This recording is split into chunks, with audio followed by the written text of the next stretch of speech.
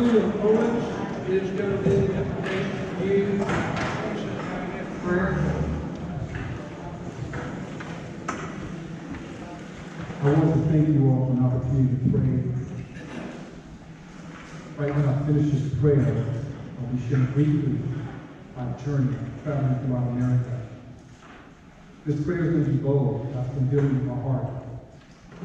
So I pray you pray with me as I lift my voice up before the Lord. God, stir your people. Tonight I'm praying with my eyes open, looking into your soul as deep as I can.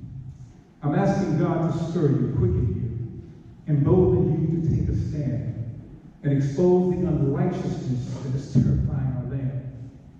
Not everyone here loves or believes in God. I say it's okay because you don't have to. America gives you the right to reject even the one who made you. But as for me, I love God. And I'll speak my mind without apology in this prayer. For these perilous times in which we do face, I will use my right to expose the divide in our nation that is deep. It's the constitutional right I have. It's called the freedom of speech. The line has been drawn, the sides have been chosen. It's neither red or blue. That's a false narrative. Most politicians are fooling you. It is righteousness or unrighteousness, good or evil, that which is a lie or that which is the truth. Almighty God or the devil. You are for one or the other. Lord, help me in this prayer to make that very clear to all who are here. Immorality is rampant. Men with men, women with women. Now they're having sex even with our children. It's an abomination, and it's in the Bible. It is at the core of what's destroying this nation.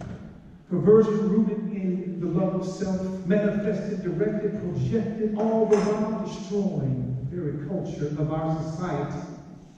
It's an atrocity.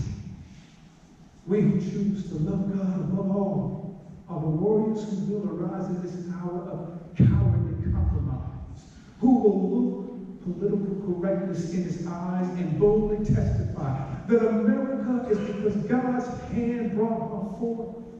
Now evil men and women have opened the doors to lies, wicked lifestyles branded as alternatives. Call it what you choose.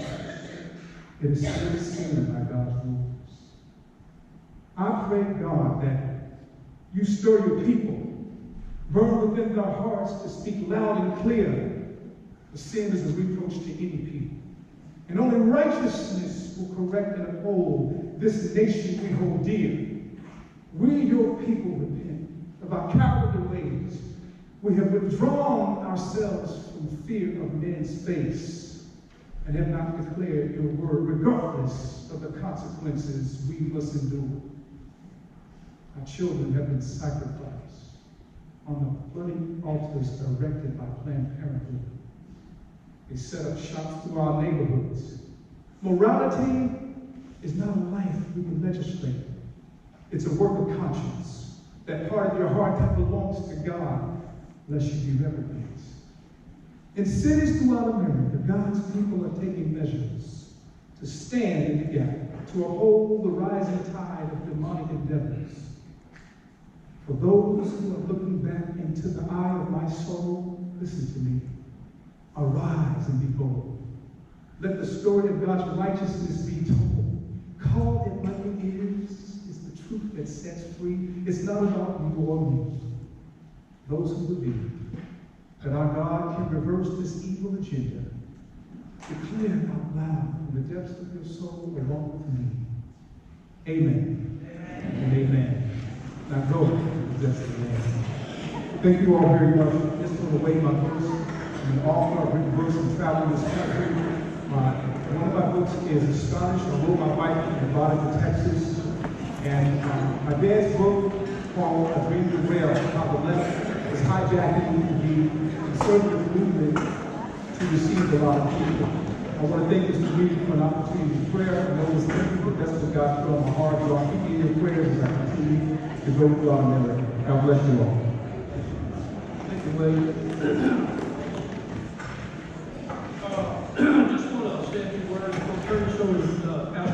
Reed is going to MC the entire event. Each candidate category will get their opportunity to get 3-minute introduction for each person, and then a battery of questions. Any questions that you and the audience will ask, submit those to the ladies in the back, Samantha Keats and Laura Hughes.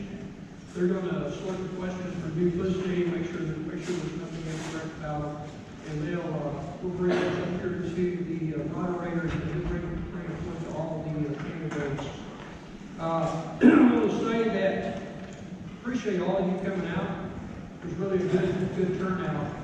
And even though in your mind this is just a precinct election or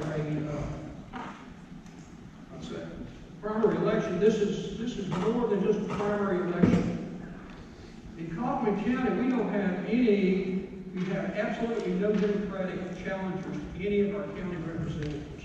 None.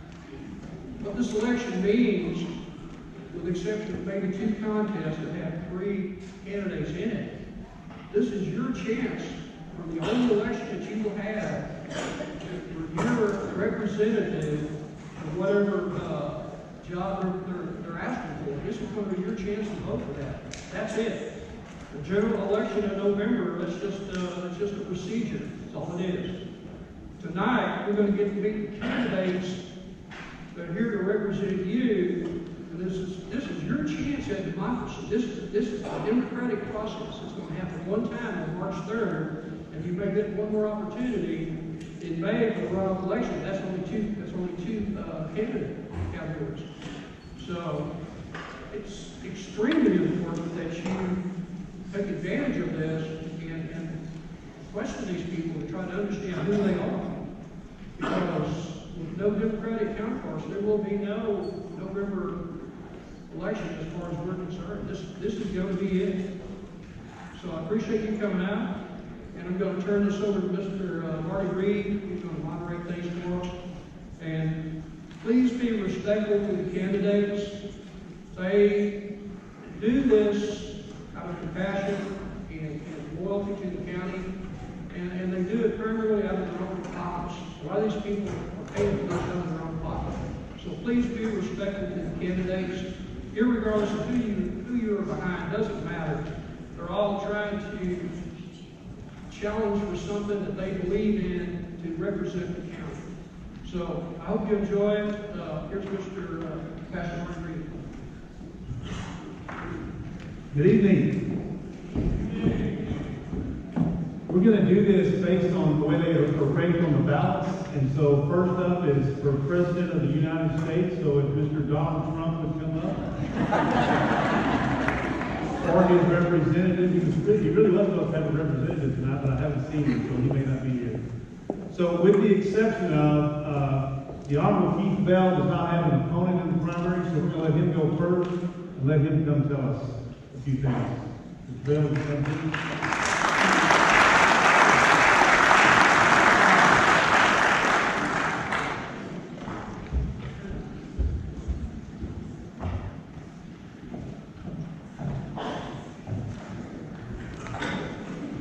Thanks, Marty. Appreciate it.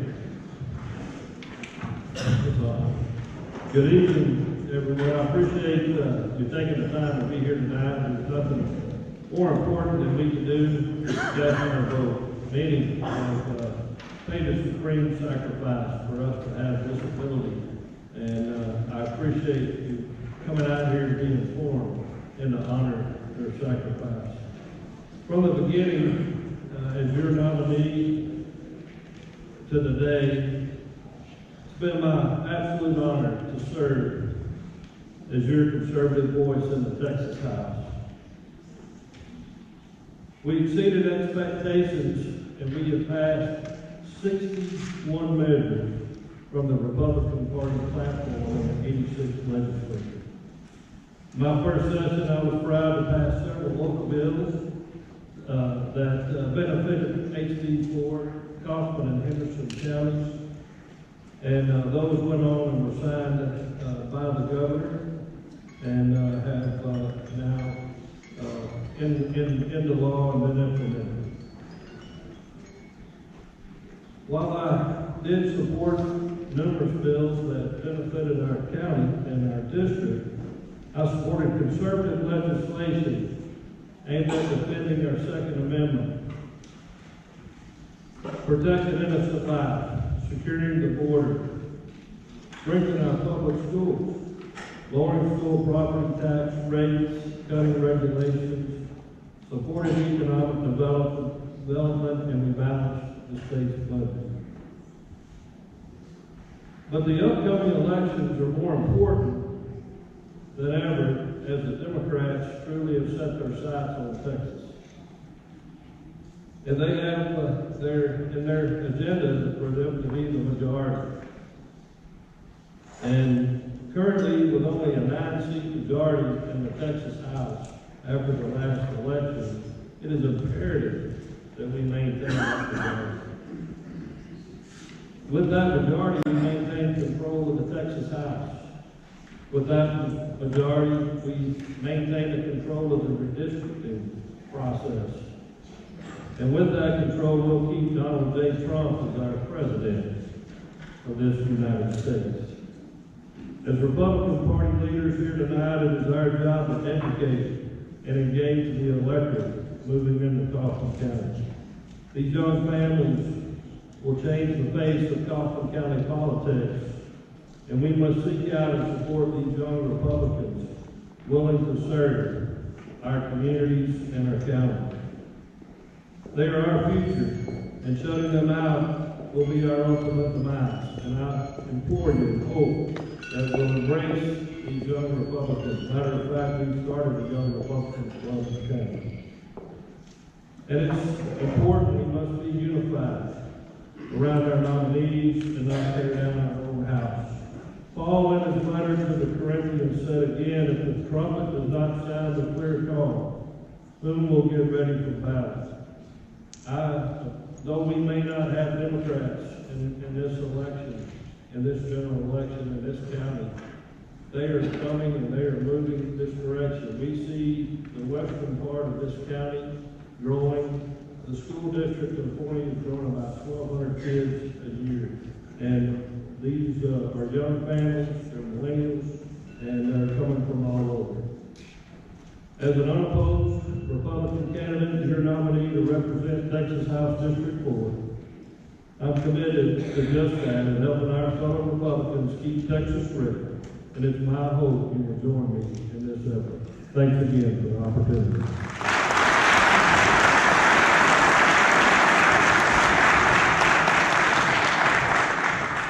Okay, now for the official debate starting. We will start with U.S. House District 5, which is Don Hill and Lance Bishop. Hey, Barney, do they know how much time we have? Yes, they all have that. I will reiterate, he just said it. We got time for here.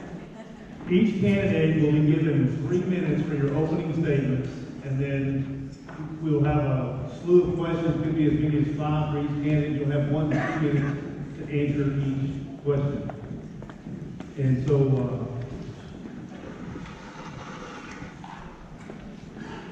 the incoming has Well, I am not Lance Gooden, but he does send his greetings and apologize he wasn't able to make it tonight. But I am Aaron Harris, his chief of staff and also his campaign manager. And so just wanted to come up and just give a brief word about his first year in office, and thank you guys for all y'all support last year, getting him there. It's been an interesting year to say the least. The incoming Democrats that we've had up on the Hill and their new agenda. Lance has been proud to work alongside President Trump in pushing his agenda. He was the first one to get Trump's endorsement for Congress this fall. That was fall time. So that was very cool to have a representative from East Texas be the first congressional candidate anywhere in the nation to receive the Trump endorsement. For about a month and a half, we were the only congressional candidate with a Trump endorsement. That was pretty neat to see that. And he's looking forward to going back. Obviously, we just started the January session. Lots on the table. December, of course, we ended the year with the impeachment vote, which nowhere did Lance see that coming, as well as a freshman, but it was an interesting vote to take, a very easy vote to take for all Republicans, I think. So we continue to, support Trump and fight. Obviously, our first bills have been immigration. I don't know if you guys have followed that. We filed the strongest anti-sanctuary city bill filed today. And the first bill he signed onto was Ted Cruz's. I saw somebody mention this earlier this week, but it was Ted Cruz's term limit bill. It was actually the first bill that Lance signed onto when he got there. It was in the Senate, so he was a House co-sponsor. But I'll be here tonight. I'm happy to answer any questions if you have any, and look forward to meeting each and every one of you.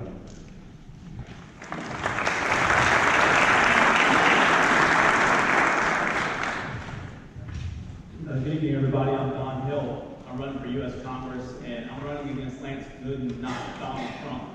So, just so that's clear for everybody. I want to mention real quickly the idea about the Trump endorsement for Lance Gooden. Mr. Harris mentioned it was pretty early. Sorry, can you all hear me now?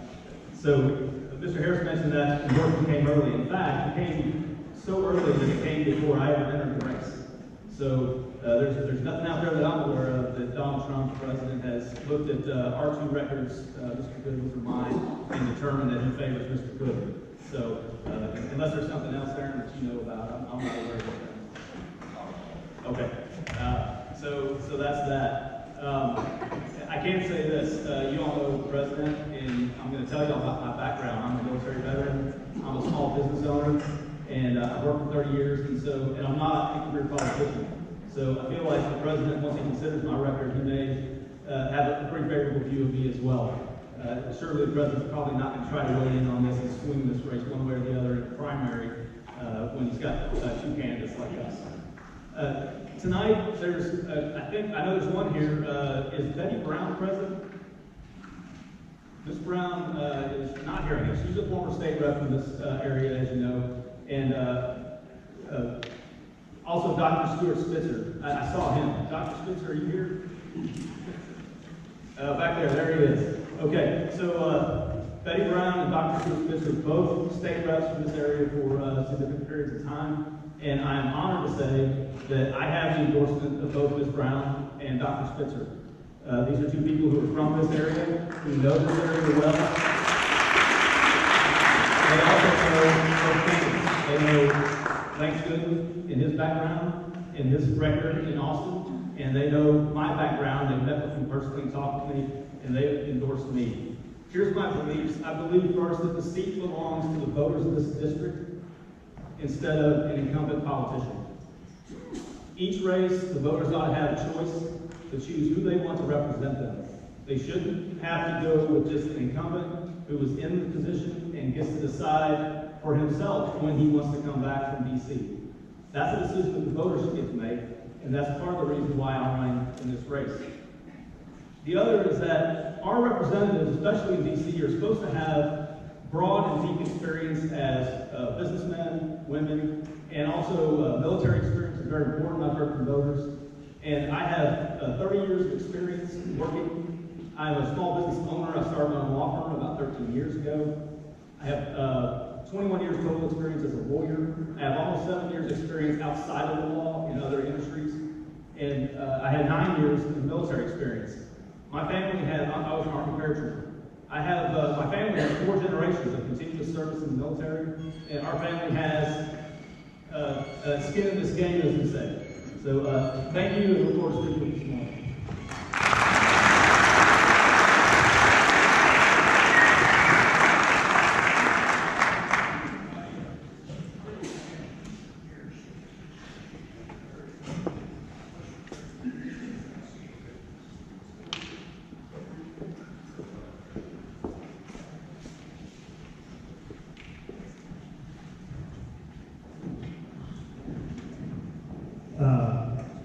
Mr. Hill, what is your commitment to border security? Okay, so look, we're a nation of laws, right?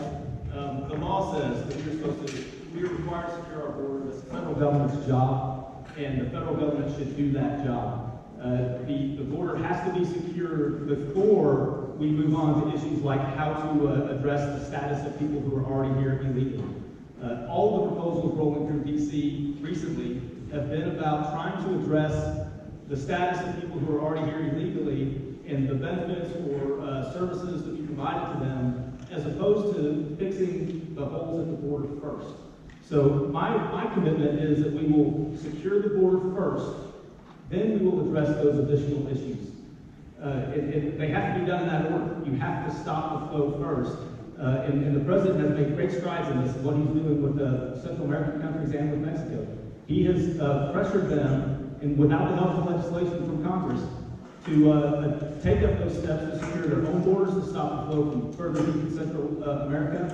Mexico is helping now for the first time in a long time. So those are all great steps, but Congress has to act on this. My personal commitment is that while I was a soldier in the National Guard, while I was still a college student putting myself through college after I'd gotten out of the regular Army, I walked the border.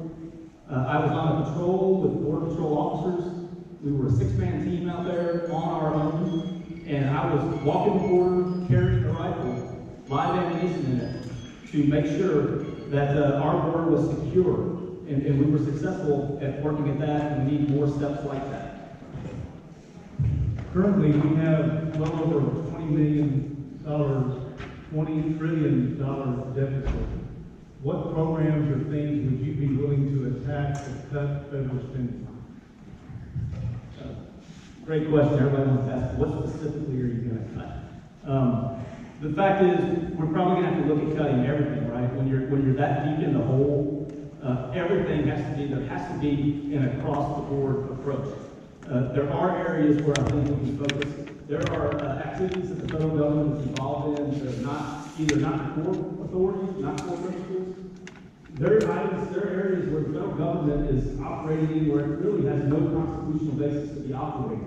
I think one of the key areas there is education. We have a system where the states, local areas send all of our money up to DC. DC handles the money, they pocket some of it, they use it for administration, they do other things with it. They turn around and send a portion of what we gave them back, and then they tell us how we have to spend that and what we have to do to get back our own money. I'd like to work to stop that process so that more money is left here locally for our local governments, the school boards, the local authorities to run our schools, to run curriculum, etc. That's the state's job. That's not the federal government's job. That's one area where we can cut. And I know everyone looks for sound bites, right? I'm not saying cut education. I'm saying get the middleman in DC out of education so that more of the money is here and spent by the people who earned it in the first place.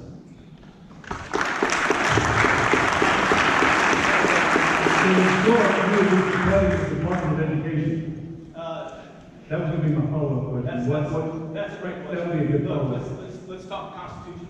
Right, The exactly. That's why I have the the federal question. government is not supposed to be involved in education. Exactly. So if you're looking to cut at the part or two, That would be you start one. with the ones that have no authority or are not found in the Constitution. They can't hear you. Do you back term limits, and what would your vote be? I do back term limits. Let me give you I'll give you the little bit longer answer. Look, especially for U.S. House, we have an election every 2 years for the U.S. House of Representatives. There is no more effective term limit requirement than the voters. Me, you, all of us. We decide who goes to Washington for us, okay? So every 2 years, we can vote out whoever we want and send whoever we want. But what have we seen? What we've seen is that the system, the establishment protects incumbents with the money, with the support, with staffs that can do all this work for them, and it makes it very difficult for challengers, people like me, who will raise their hand and say, hey, I'll give it a go. So for that reason, we've seen people try this, and it's been very, there's been some successes, but mostly not. And so I support term limits because the system is rigged so in favor of incumbents that it's really difficult to move them out. We all say, and believe me, I've heard this from all the voters, everybody is against having career politicians. And if we want to stop that cycle of people being in D.C. for 20 years, 30 years, having people who have never really worked professionally at all they've done is run for office or work in political campaigns. If we're going to stop that, we're going to have term limits.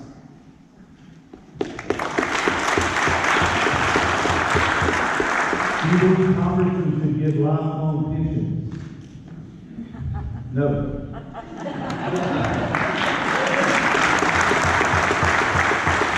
You kind of already addressed this, but it is one on the questions. What is your commitment to border security? Because I already asked that. I did talk about that. I think that's it here. I'll highlight it. My first, I think I made it clear,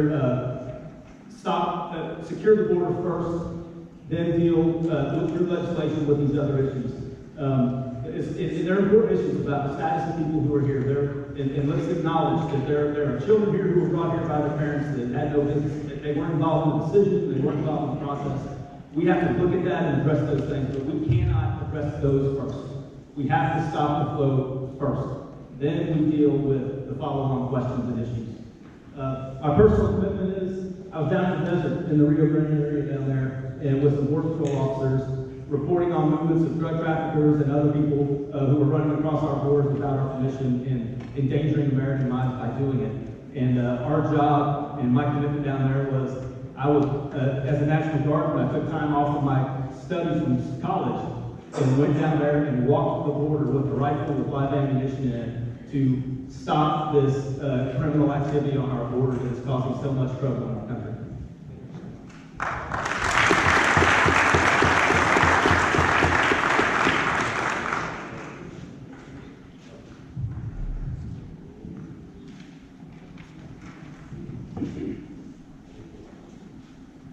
Quickly, I wanted to just kind of sum up by saying, I am not a career politician. I think I said that once, but I'll say it again to make sure everybody knows. I've never run for office in my life before, except for student council in junior high. Here's what I have been doing. I've served in the, let me highlight first. In talking to voters as I've traveled around, here are the things that I've heard. They want reps who have significant business experience. They want representatives who are small business owners, have that experience. They want representatives who have military experience. We've all seen what's been in the news. We've had multiple deployments of our troops. We've had these recent issues in the Middle East. And there is no one who's going to look after our troops, our current military, our reservists, our veterans, like a vet. I've worn the boots, I've carried the rifle, I've done the job. I will protect all of our active military, our reservists, and our veterans so that we can address our issues. We have to have a strong national defense force. There are going to be times when we have to make that tough call to send our troops into combat. But in doing that, we need veteran reps who can help make a decision not just on their own, but also advise the other members of Congress in making that decision who don't have that kind of experience. The last thing I've heard, and I've heard it over and over again, actually it's the first thing I've heard almost every time. Voters are tired of career politicians. They're tired of people who make their living being a representative. And that's what we have in this particular race. I think that is one of the distinguishing factors in this race. You've heard my background. I served in the military. I've worked for 30 years. I've started my own business. Those are all experiences I will bring to this job as a representative. I'm Don Hill, Army paratrooper veteran, small business owner, 30 years of private practice experience, or 30 years of private sector experience, and I am not a career politician. And if you will send me to DC as your rep, I promise you I will be your rep for 6 years, and that's it. I wish Mr. Gooden was here so we could ask him that question. Thank you.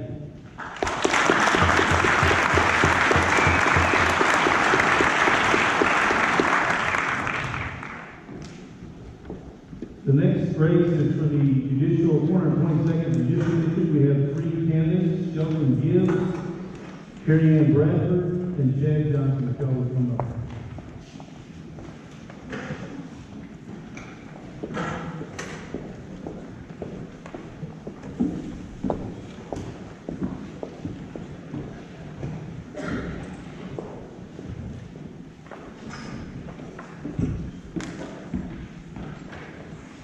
Since we failed to flip a coin beforehand, we'll go by the order of the ballot. Each candidate gets 3 minutes to make your opening statement. Shelton Gibbs, you go first. I'd like to say good evening. You can do better than that. Good evening. My name is Shelton Gibbs, and it is an honor and a privilege to be here. And one thing that I want to communicate is that as my wife and I, we travel throughout the county, what we have found is that the members of Kaufman County want a conservative. And what I want to communicate with all of you is that I am the conservative in the race. The second thing that we have found is that people want their judges, number one, to be fair, but they want their judges to be tough. I am the only candidate that has spent his entire career protecting Kaufman County families and crime victims. I have prosecuted for 12 and a half years in the DA's office, and it's not something that I have to figure out in terms of managing a docket. It's what I have done for the last 12 and a half years. I don't have to figure out how to try a case. It is something that I have done a lot of. I have tried more than 65 jury trials. Everything from murder to sex assault of children to DWIs, you name it, I've done it. The second thing the third thing that we notice is that people want their leaders to have values.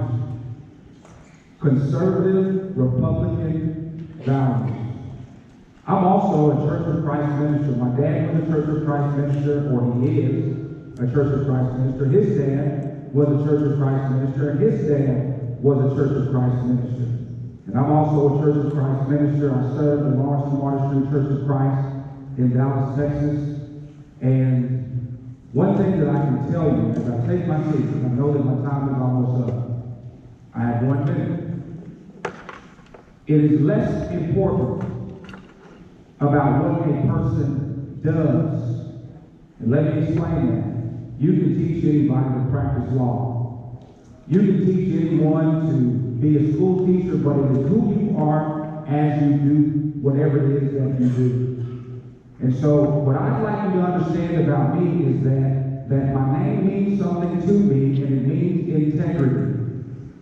People speak for me. Go to my Facebook page. More than 51 people, unsolicited, have communicated that I am a man of integrity and that my word is my bond. And that is the kind of leadership that we need on the 422nd bench. Thank you, and I look forward to your vote.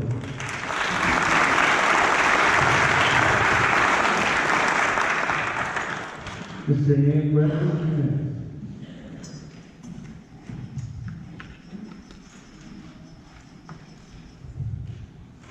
Good evening. My name is Carrie Ann Bradford, and I'm your candidate for the 422nd District Court. As many of you may or may not know, the 422nd District Court is a court of general jurisdiction. That means to you that is a court that handles civil, criminal, and family law. I am the only candidate that has experience in all three areas. My current practice consists of family law, handling divorces, child custody, criminal cases, civil cases, tax cases, probate cases. I handle anything that walks through my door as a general practice here in Kaufman County. I've been practicing in this county since the day I was licensed. I've been a community attorney, and I want to be your community judge. I'm the only candidate that is capital murder certified. What that means to you is that the capital murder certification requires I've had at least 8 years experience trying as a first degree or second degree felony case all the way to a verdict. That means that they have bestowed that honor on me because I have experience in working and cross-examining experts in mental illness and forensics. I have successfully written and won appellate cases. The state of Texas has certified me as an ad litem attorney to represent children and the elderly. As a member of the Texas Bar College, I am required to have twice the number of continuing legal education classes than any other bar member. And I have been on that Texas Bar College since 2013. My jury trial experience consists of everything from criminal, civil, mental illness, and guardianship cases. As a matter of fact, I think I'm the only attorney in Kaufman County that has ever tried a mental illness case. and a guardianship case to a jury trial. And I've also had a conviction, or not guilty, by reason of insanity. A little bit about me. I grew up in Spring, Texas. I graduated from Spring High School in 1995, and in 99, I graduated from Austin College with a degree in math, computer science, and sociology. I worked for 2 years in the technology and communications industry before I went to law school. I went to Texas Wesleyan University School of Law because it allowed me and afforded me the opportunity to work full-time while going to law school at night.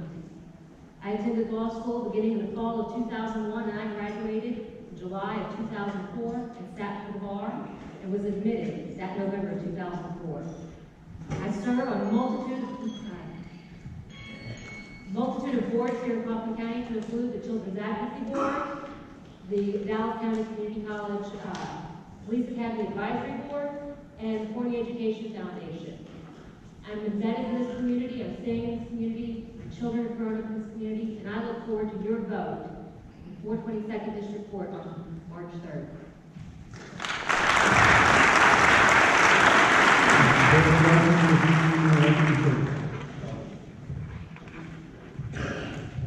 Good evening. I think it's a little hard to get 3 lawyers and microphone in about 3 minutes. A little bit about who I am. My name is Chad Johnson. I grew up in Paris, Texas. The son of 2 public school teachers.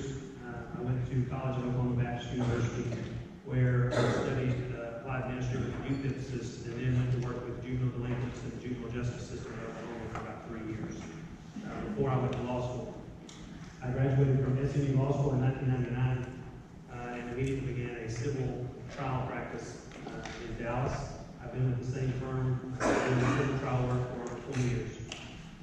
My wife, who's here tonight, we married in 2004 and moved to Forney in 2006, just before the birth of our first son. We now have 2 kids, a 13-year-old and 11-year-old, both boys in the Forney school system. We are members of the First Baptist Church of Forney, where I serve as a Bible study teacher, a deacon, and a church trustee, and I also currently serve on the Forney ISD school board.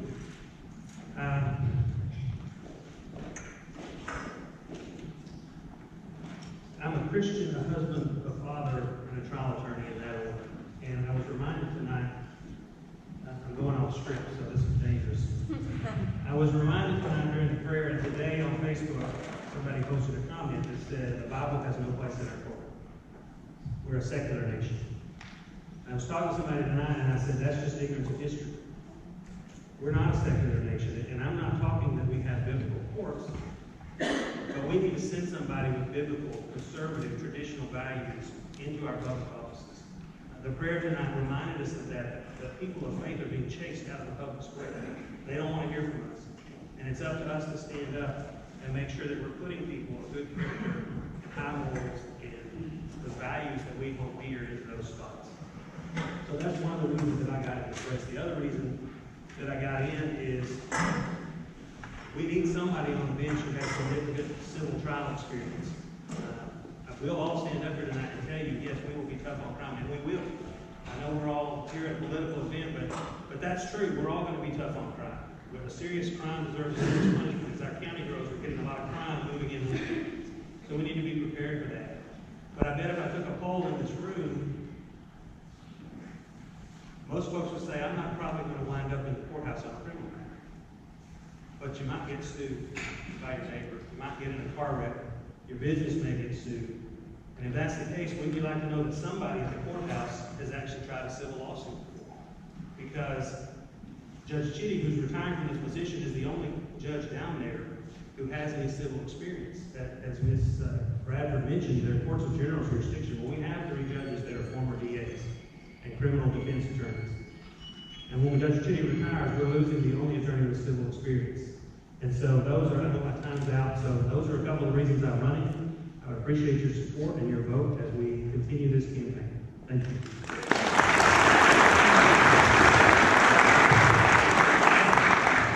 We actually have all 5 questions for you guys this time, so we will rotate. Okay.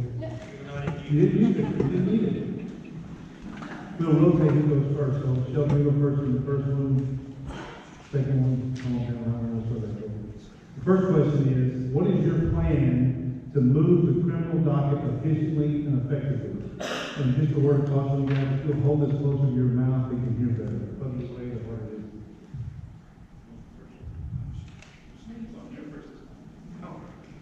Absolutely. One thing that I can say is that for the past 12 and a half years, is what I've done. I've worked as the chief of 3 of the courts. So I've been the chief of Lewis's court, Early Wiley's court, I was the chief of Tigard's court, and I'm the current chief of the 86th District Court. And so the thing that I have done the most, and I would consider the best, is make sure that the dockets have been run efficiently. So it's not something that I have to learn, it's something that I have actually done every single day since 2007. I work with the sheriff's office, I've worked and developed a relationship with all the different agencies.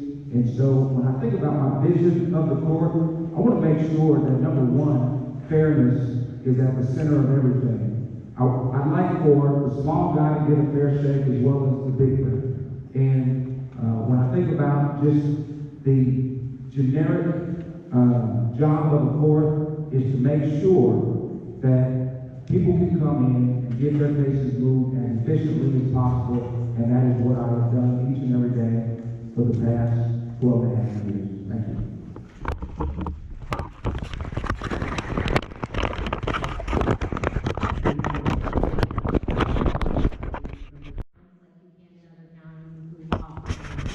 I got a trial. There wasn't an interim, there wasn't a babysitter. Those cases in that county moved quickly. I was never on a case for more than a year in that county.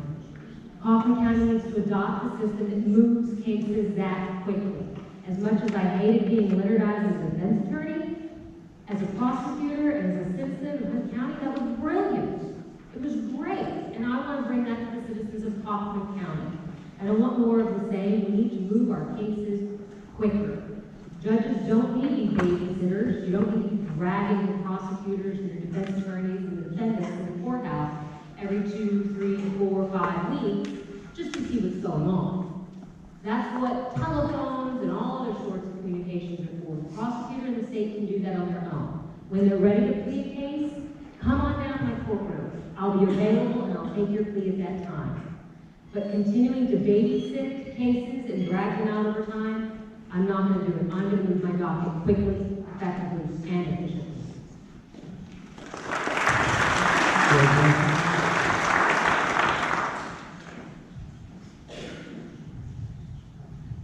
To move a docket efficiently, I have a couple of ideas. One is when parties and lawyers give the court a date that they're going to be ready, you hold them to it.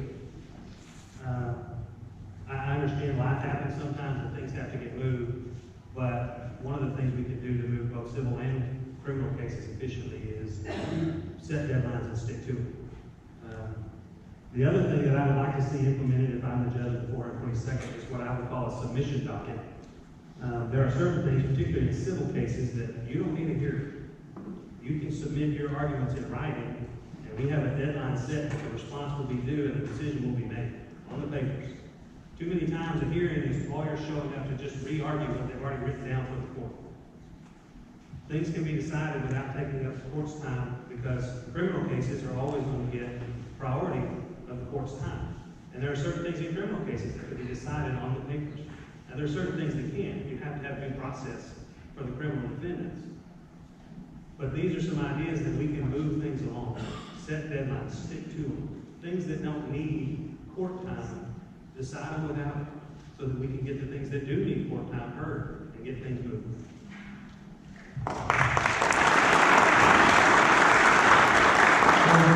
All of these questions have to be answered between 1 minute and 2 minutes, but this one is really a one or two word answer, okay? And so we'll start with you. Listen, I'm a preacher, there's not much difference. The question this time is, what counties have you practiced in? That's definitely not a one-word answer.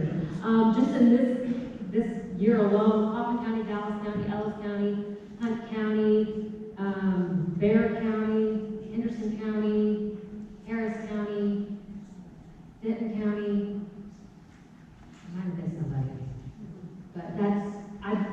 state of Texas. I've ventured out. I don't say no very much, apparently. But yeah, no, I travel all over the state of Texas for practice. Is it okay? I am proud to say that I was born and raised in Kaufman County, and I know that I'm only supposed to use one word, but she used 6 or 7, so I'm going to use a few. But I was born and raised in Kaufman County, and I went off to ACU and SMU, and then I came back to Kaufman County to learn how to practice law. My roots are here, my ties are here, I know the people, I love the people, I'm raising my family in Kaufman County, so I proudly say the only place that I've ever practiced and learned to practice and will continue to practice is Kaufman County, Texas.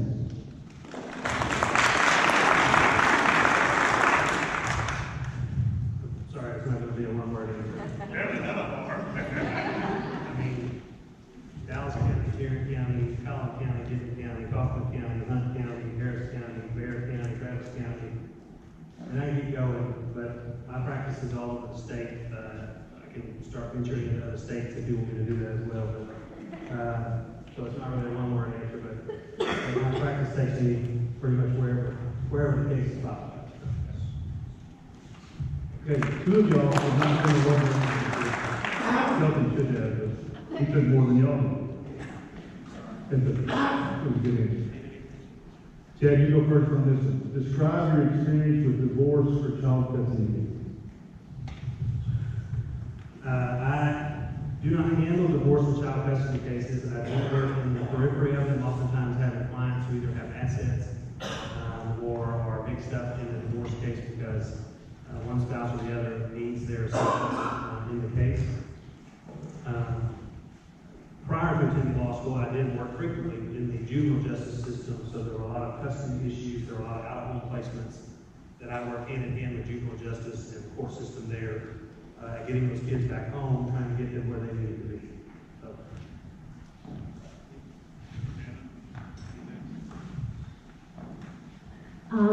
My practice is about a third family law. Family law is pretty large, in all honesty. So it would include divorces, it includes grandparents seeking custody, child custody cases, grandparents, another parent. It can include adoptions, adult and children adoptions. Juvenile cases, though it's quasi-criminal, actually comes out of the family code. Most people don't realize that, so that would include that. Guardianship cases technically are probate cases. However, guardianship is dealing with your family. You may or may not know. So say a child has a disability of some sort. When couples get divorced, you have to determine who is going to handle and take care of this child and their needs after divorce. So then the guardianship kicks in and has to take over that area. So my family law experience has a broad-reaching scope for every inch of the family code and reaches into the civil code along with the criminal code and the probate code. Thank you for the question.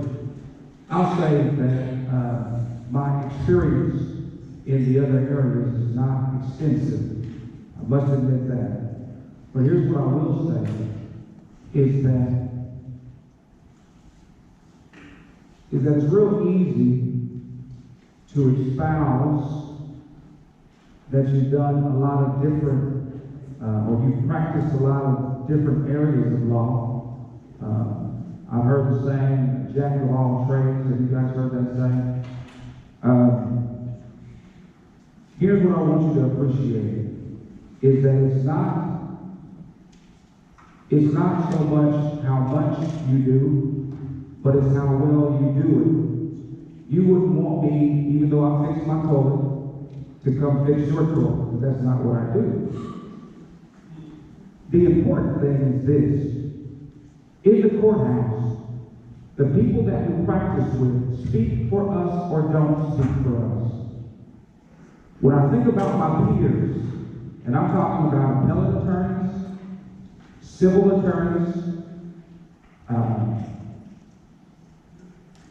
family attorneys, The most respected family attorney in Kaufman County has endorsed me. The most respected civil firm has endorsed me. So my time is up, but the DA of Kaufman County endorses me. And you should ask yourself why. The next question is, in the past year, how many family law cases have you personally handled? You just go personally, you're on a roll. Thank you again.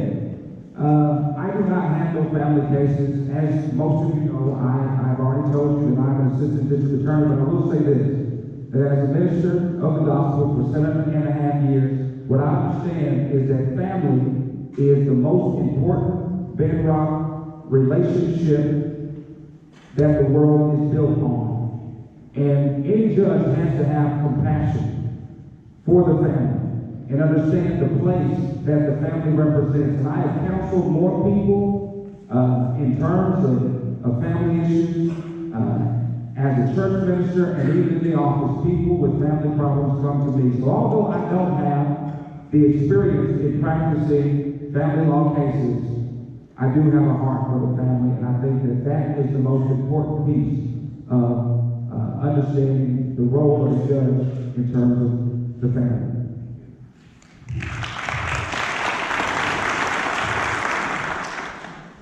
Family law cases would be just purely family law 40 cases, give or take, probably up to closer to 50. If you factor in your juvenile cases, that because it comes out of family law, that's going to be another 20, 25 cases. If you factor in any of my guardianship cases, that's probably another 15, 20 cases there. If you factor in the criminal cases, which I'm sorry, but when you have an assault family violence case, I don't think that gets any more family law related sometimes. So if you factor in some of those, that's another 20, 30 cases right there. So in all actuality, and then you've got your probate cases. Technically, I get that that's out of the probate code, but you want to see a family card, fight over grandma's silver. That is also going to be another type of family law type case, especially when you get into the divorce aspect, SAPSers, what that means is suspect parent-child relations, custody cases, the Attorney General appoints me on cases such as those, that's probably another 20 or 30. So I know that's a long-winded answer, but if I did the math, it's well over 100 cases, family law related that I handled this year.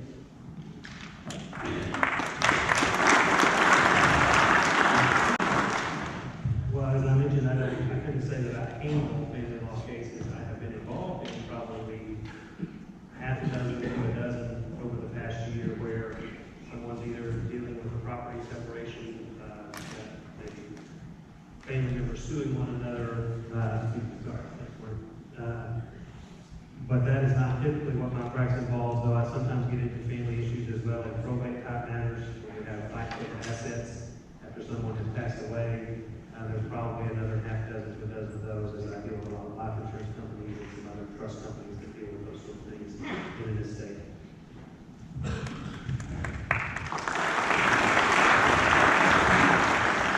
Last question. How strong or weak, whichever the case may be, is your civil case background? And we'll start with you. My civil background, because family code comes out of civil code, probate has its own code.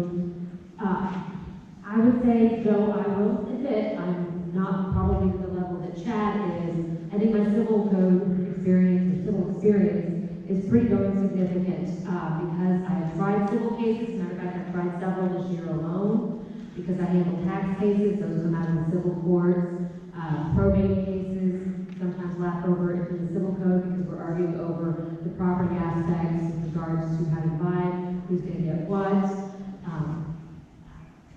Though it is probably not as strong as my family law, I'm going to definitely say that civil law is an area that I'm very, very comfortable in practicing. So much so that I will try civil cases and have done so this past year. I would say my civil experience is strong. I have been doing civil trial work for, as I mentioned, over 20 years. That ranges from disputes with home builders, to fights between neighbors over their boundary lines, to fights over who's going to get what portion of the estate. It may be one business suing one another. It may be a homeowner who's got trouble, their builder won't come fix their house, and we have to help them get that done. I also represent some home builders and going the other way. My practice is not limited to plaintiffs or defendants. It's not limited to businesses. I represent a lot of individuals. And we sue, or we are sued on all manner of civil things, whether that's as complex as a securities fraud case, or as someone who gets in a fender bender and there's some damage to the car that needs to be dealt with. So I would say my civil experience is pretty broad. It covers a wide range of topics, and I've been doing it for more than 20 years in municipal, state, county, federal courts, both at the trial level and the appellate level. This is the last question. Okay, so this is the last question, and I do have a lot of civil experience. I worked for SBA, the Small Business Administration, for several years, and I also worked for Bureau Court. So I do have some civil experience, but primarily I have practiced as an assistant district attorney. Here's what I will say about that is that I didn't get to expound on how much criminal experience I have. This is the last question. And we have talked about family experience, and we've talked about civil experience, when at least 60% of what goes through the court is criminal. Not only that, is what people care about most is protecting families and victims. There's a reason that the burden of proof is beyond a reasonable doubt with criminal cases, and the reason it is preponderance of evidence with civil cases. So I just want to take my last 30 seconds to say that I have the most criminal experience, which is the most important thing that people care about in the community, because big crime is here, and we need the next judge of the 422nd to make sure that criminals understand that there's a judge who is tough on crime and backs the blue. Thank you. Each one will get 2 minutes for a closing statement. Chad, you go first.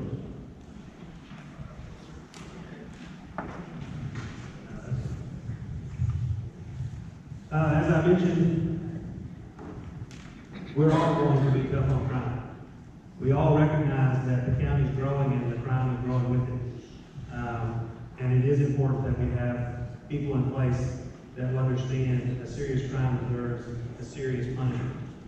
And if the criminals do know, you can't just come to Kaufman County and get away with things. But as I also mentioned, we have 3 judges already whose entire background is criminal experience. 3 former DAs or criminal defense attorneys. And we're losing the only judge that has any significant civil experience. And so I think it's very important that we have someone at the courthouse who has some civil experience, because about half of the cases that come through the courts are civil. The other thing I want to close with, because I know we're short on time, is to go back to say again that it's important we put somebody who has conservative, faith-based values in these positions. Our nation is a nation of laws. Yes, it is, and those laws were formed and came out of people who believed in God. The words of our founding documents reference a creator. So we have a society now that's trying to push that out of the public square. They don't want to hear from it. And so I proudly embrace my faith. I am a Christian in my viewpoint. The things that I filter, the lens that goes through, that is where that comes from.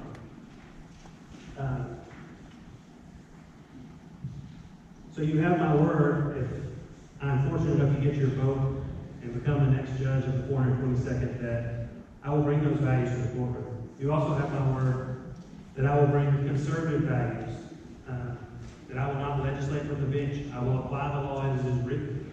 The legislature, Mr. Bell is up here, he gets to change the law, not the judges. We apply what's written. We don't get the legislator create rights from the bench, which happens all too often in our courts today.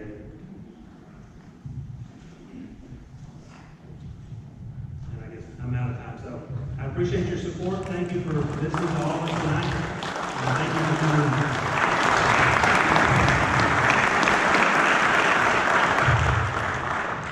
People often ask me, Sheldon, how is it that you can be a lawyer and a preacher? That doesn't go together. And I often respond to them that I'm not a lawyer, I'm a prosecutor. And at the heart of prosecution is people. At the heart of preaching is people. Everything I do, everywhere I go, is ministry. And the reason that I am the best fit for the 422nd District Court is because I see people. When I go into court, other prosecutors ask me, why is it that the defendants and people speak to you? It's because I've been there 12 and a half years, and even when I send someone to prison, I've seen them. If a defense attorney, and Ms. Bradford can speak to this point, that even if I'm being tough on crime, if your client wants to talk to me, I'm all ears. Last Friday, a defendant's mother was saying that her child was not responsible for what crime he had charged him with. I took her into the office. I showed her the video. Why? And I admonished her that she needed to make her son take responsibility for his actions. What I'm saying is that we live in a world that needs strong leadership. The world is dark and we need light. And that is the reason I'm running. Win, lose, or draw. We all have an opportunity to serve from whatever platform we have. I've served as an assistant district attorney, and if elected to this bench, people will be at the forefront of everything that I do. And I look forward to your support in March. Thank you.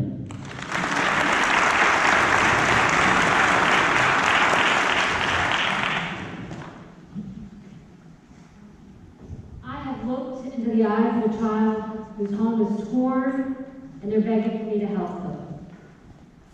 I've looked into the eyes of a parent who's scared because they're losing their child, their home, and the life that they have built.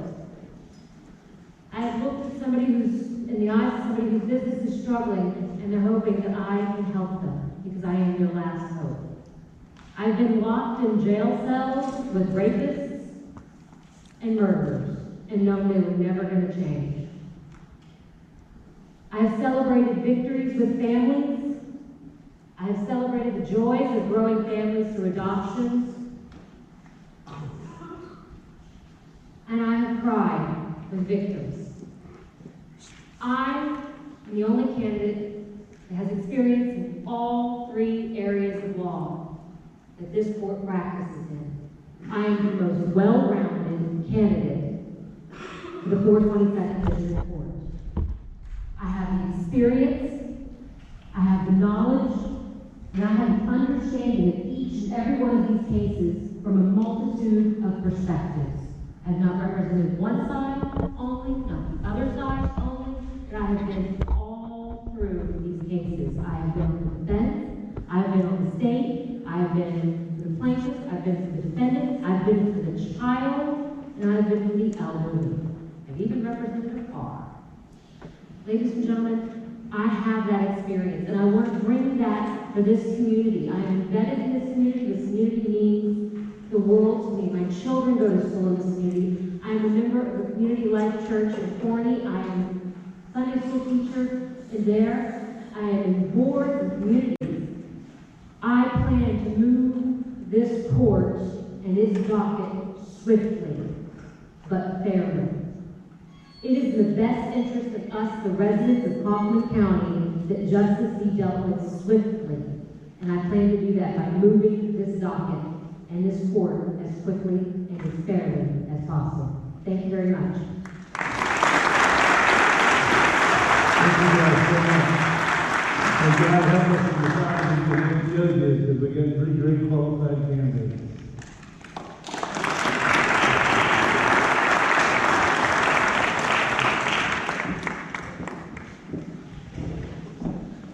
Okay, next we have the 3 sheriff candidates.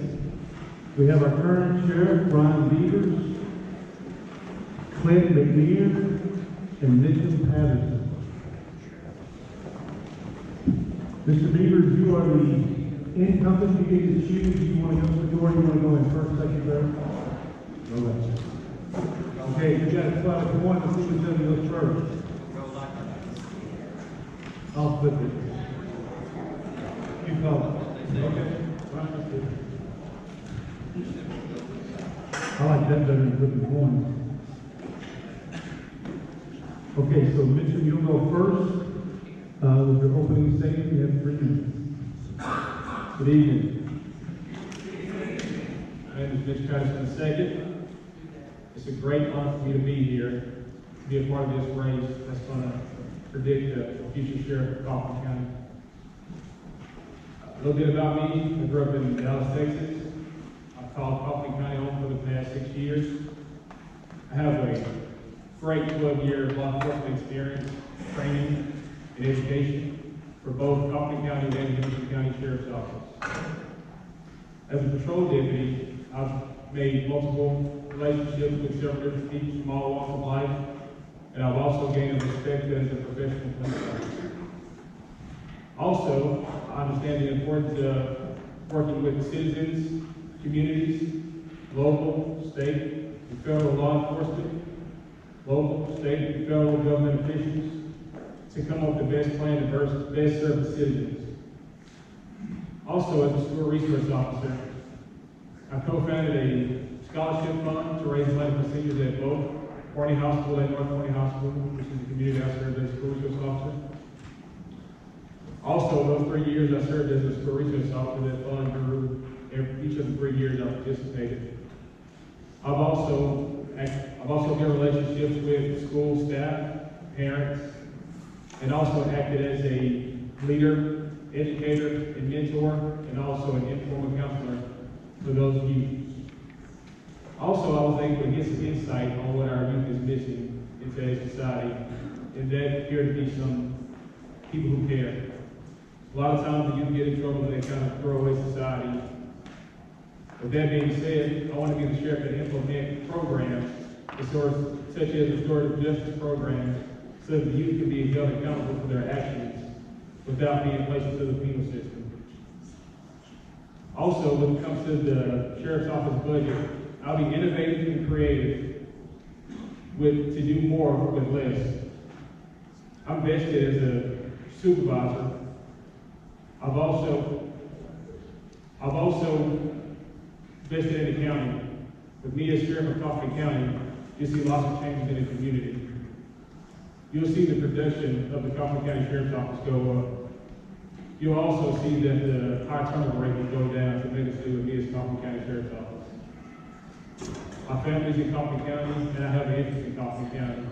It will be an honor to lead Kaufman County as the next sheriff of Kaufman County.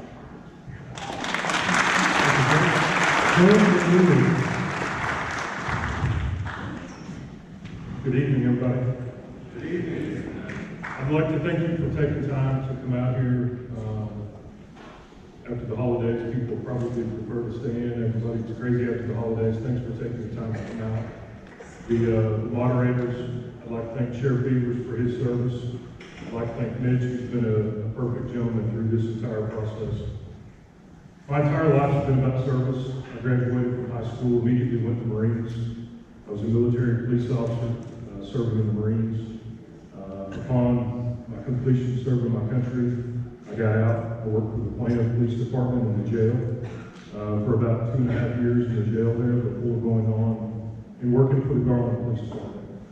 I worked there until I honorably retired a little over 6 years ago. My time there, I started out patrol, obviously, where everybody does. I spent a majority of my time working investigations up to and including crimes against persons. You could say service is a family tradition. My dad is here tonight, my grandfather. All 3 of us served in the military. All 3 of us got out of the military and continued to serve our community and our country in law enforcement. My grandfather was sheriff's deputy in Fannin County. My dad retired after about 34 years in Dallas Police Department.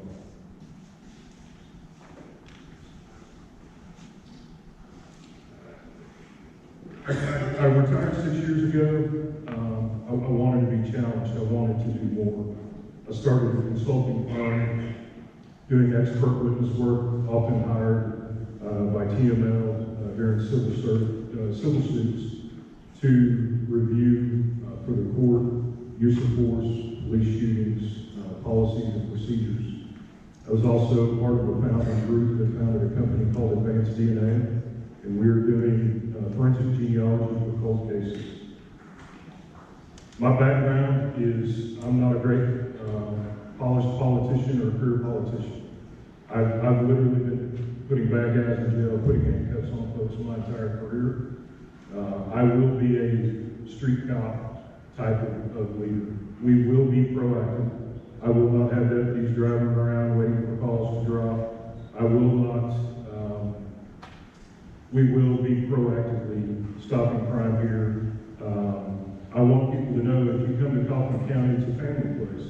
If you come here to sell drugs, if you come here to steal, if you come here to commit forgeries and fraud, you're going to jail here and you're going to be arrested. I think a culture change is needed. The sheriff's going to talk about a raise that he got folks, but there's still turnover. And that's a culture issue, that's a leadership issue. It's time for change. We don't need more of the same. And I look forward for your vote tomorrow.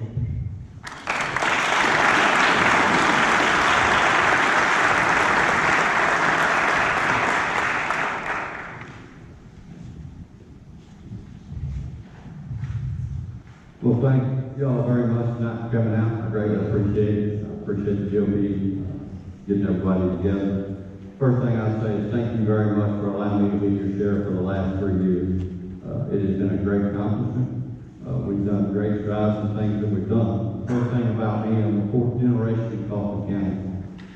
My great uncle, Roy Brockway, was here for 20 years as sheriff, the longest serving sheriff. And I'm not trying to beat that, I promise you. The next thing is I've been a police officer 25 years. I've worked for the sheriff's office 23 years. I have been committed to serving my community my whole adult life. I've been involved with volunteer fire department throughout the county.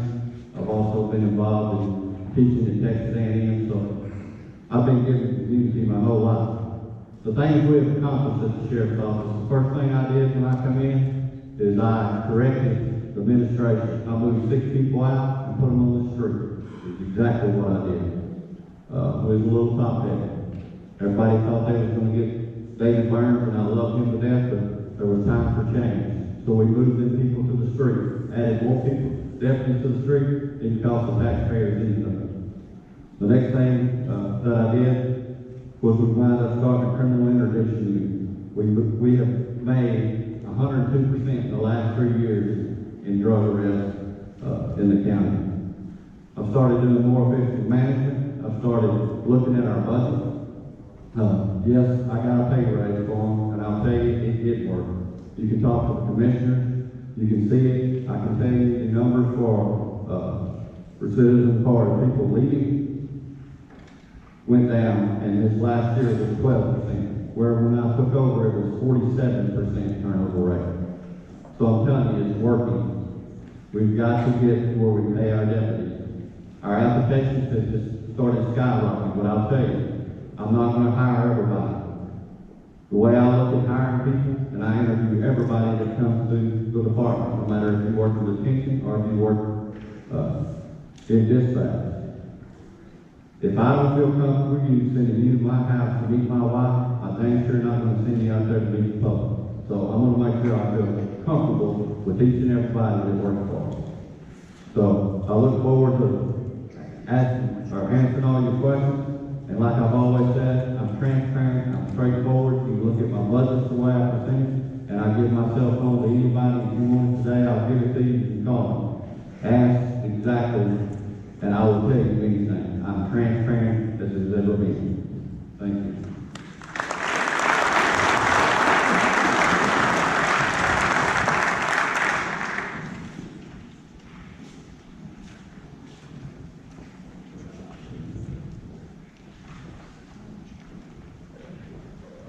Okay, guys, we have 4 questions. We want you to keep your answer to 1 minute.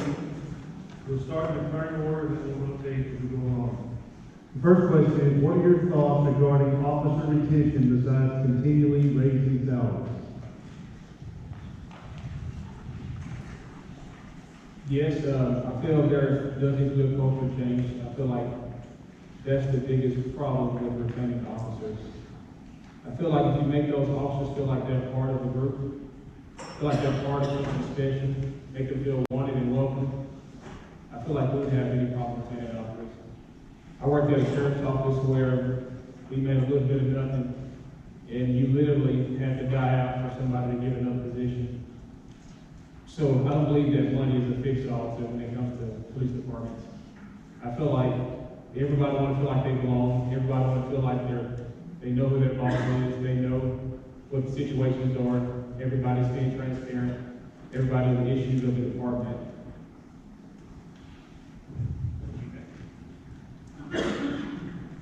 Pay is an interesting issue. It's not a cure-all, save-all. There's a sweet spot where you have to pay well enough to attract quality candidates, but it doesn't fix everything. I was recruited to run by stakeholders in the community, by law enforcement from the county, and by deputies from internal, who said they don't like working there. There was a lot of turnover. There's been turnover. Culture and people with a desire, people with a servant leader that want to follow. A manager can manage anything. A servant leader, people want to follow a servant leader. Pay is not the end-all be-all. There is a sweet spot, and I look forward to working with the deputies and the commissioners to always ensure that we're competitive, to attract quality candidates. We don't want horrible candidates. We don't want the bottom of the barrel law enforcement here. But no one gets into law enforcement expecting to have a Maserati and a yacht and have a 10-year career. There's a sweet spot for pay. Leadership and culture are paramount. Thank you.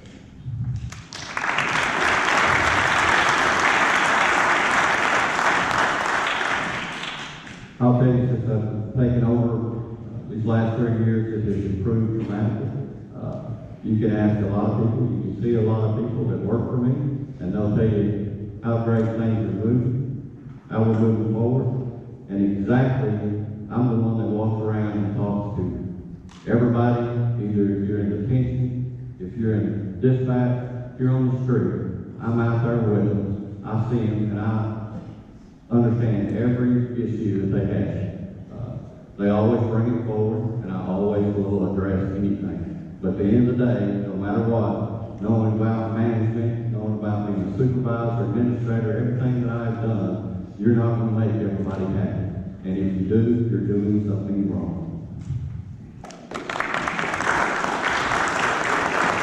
Second question, we'll start with Tim on this one. What needs to be done to improve crime prevention and neighborhood education? That's a great question. This isn't about me. This is about we. This is a community. A lot of people think law enforcement is the first responders. That's a lie. Anybody that tells you that we're the first responder, every one of you are your own first responder. Because there's time gaps. There's time lags for us to get there. You're your own first responder. And if we're not out in the communities, if we don't know who the community people are, if we don't have relationships with our constables, our ISD police departments, the police chiefs, the city council members, city managers, if we don't have relationships within the community, we're gonna fail. You're doomed to fail. This isn't about me, this is about we. It takes all of us to continue to do this. And it's being out in the community. It's deputies, it's officers being out in the community. There's no calls home to get out and throw a football and then go find somebody to do and don't put them in jail. But it's knowing who belongs, who doesn't, working with groups, working with churches, working with community leaders. It's not about me, it's about me.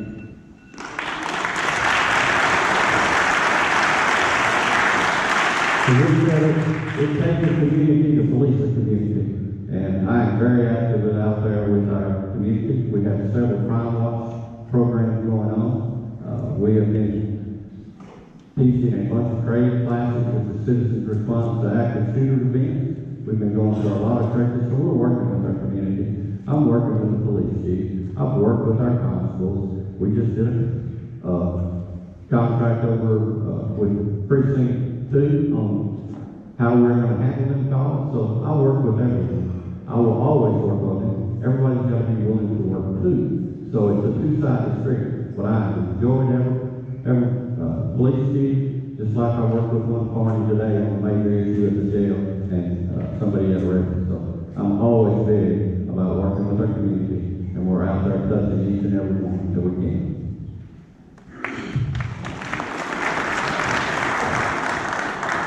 Well, I'm currently a police officer, and I've noticed that in my 12 years experience, that it's about managing the people and figuring out where the crime is. The ultimate goal is to prevent crime, not to react to it. I've noticed that one of the most notorious places that, in the area I work in, we hit them hard, we try to get out there and communicate with people, not put them in jail and forget about them. It's figure out their stories, get out and talk to them, spend some time with them. Every last one of us have a story. So some people want to be heard sometimes. Some people act out so they can be heard at times. And I figure if we can prevent it, I think that'd be the best bet. Everybody have a story, and I just want to get out there and do it.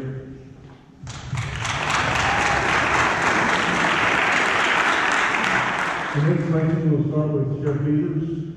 What is the biggest challenge that faces the Kaufman County Sheriff's Office now and moving forward in the next 3 to 5 years? The biggest challenge we have right now is trying to keep enough deputies on the street where people are moving in. So when people move in, crime moves in. So we have got to keep up with our officer ratio with the fact that people are moving in. We need to be looking at all the technology and stuff that we're doing. Everything anymore now when it deals with crime, we've got to wind up having some kind of computer forensics, phone forensics or something, and we're really at the top of our game with that. So we've got to keep moving forward with technology. We've got to keep moving with keeping officers coming to us, and we've got to keep providing more officers on the street. And at the end of the day, I hate to say it costs a little money, but that's the way we're going to keep a hold of the growth that we're getting.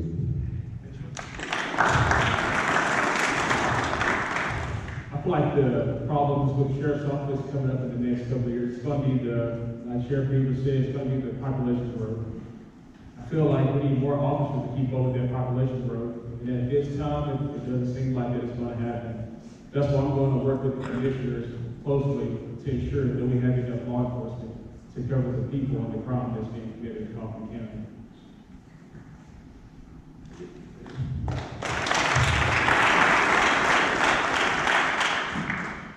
I think several things with crime. With success comes growth. With growth comes crime. We have to get more deputies on the street. There was a crime spree in Post Oak Bend not long ago that went on for about 8 days. That wasn't addressed until it really got out of hand. 8 days is too long for that to have drug on. We have to be proactive. We have to aggressively do it. And we have to continue to ramp it up because the growth is coming. There's not a knob we can turn that off. Technology, we have to be on the forefront. More of the same doesn't work. We have to continue to move forward. I've been endorsed by more than several dozens of chiefs and law enforcement associations across the state. I have the network to tap resources, to bring in training, to be on the forefront of it always. And I will be your sheriff always, not just during campaign season. Thank you.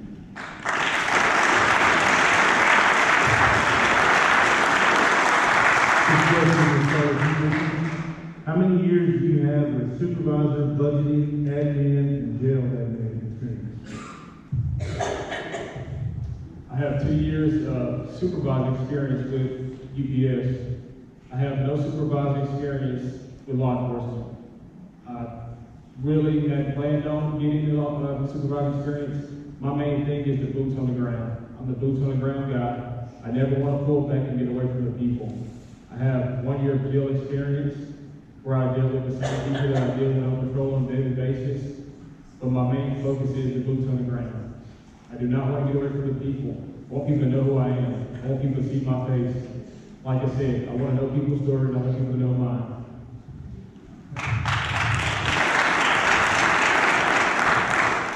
I've had a broad background since retiring.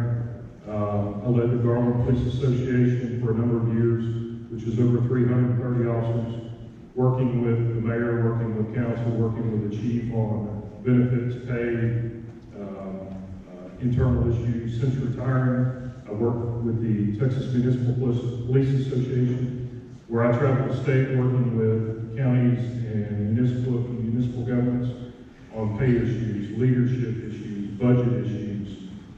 I've run 2 companies currently, Advanced DNA, my consulting business, where we manage budgets and caseloads and things on a daily basis.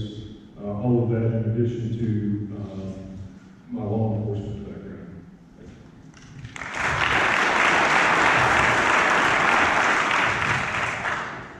I've been fortunate, I've been a supervisor for about 19 years.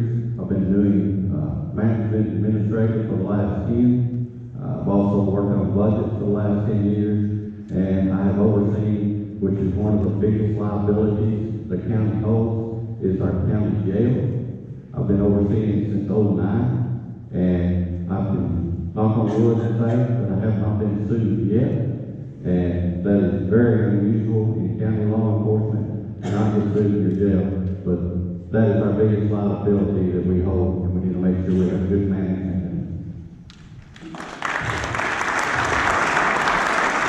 Okay, gentlemen, you have 2 minutes to make your closing statement, and we'll start with you, Clint.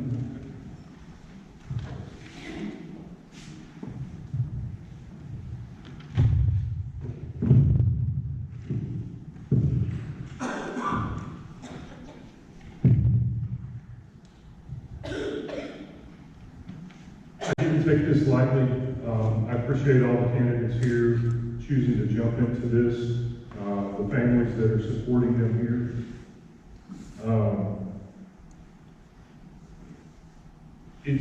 This is not something that I take lightly. We have to have change. We have to have a conservative continue to be here. Everything starts with someone's background and experience, but it also is a matter of heart, and it is a matter of character. And I don't take any of those things lightly.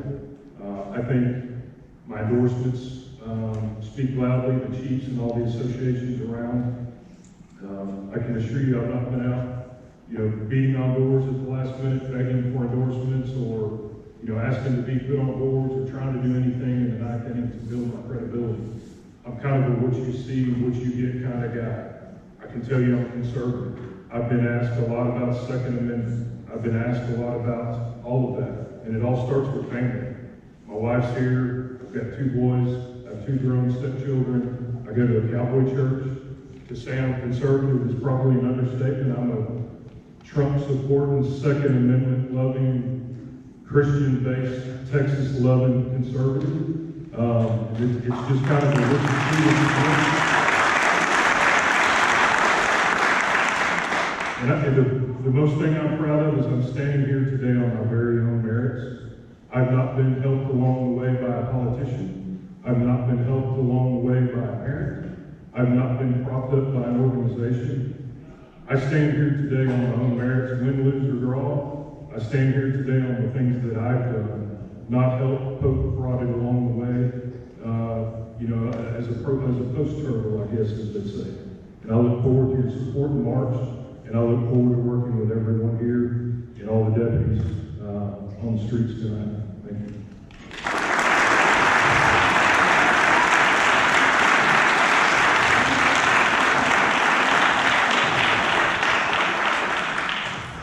Well, it's been an honor and privilege to serve as your sheriff. I look forward to serving the next court.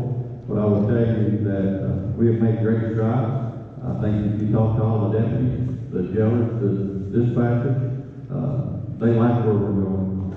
You talk to a lot of the communities, they see where we're going and where we're headed. I'll tell you this much. I want to thank my wife and my kids. I apologize my wife can't be here. I got her out of the hospital at 1 o'clock today.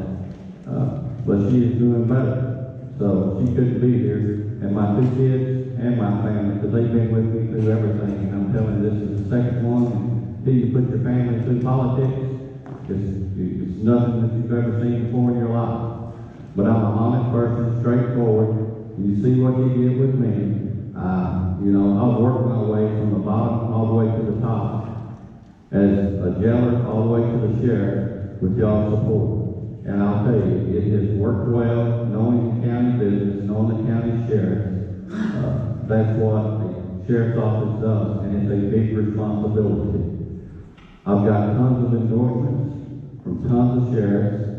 I didn't go soliciting, they come to me. And even got an endorsement from Ted Cruz, and I'm proud of that one because I helped him. So I am very proud of what we've done. I think we can stand on our record, and the old saying goes, if it ain't broke, don't fix it. And I appreciate it. Look forward to your vote.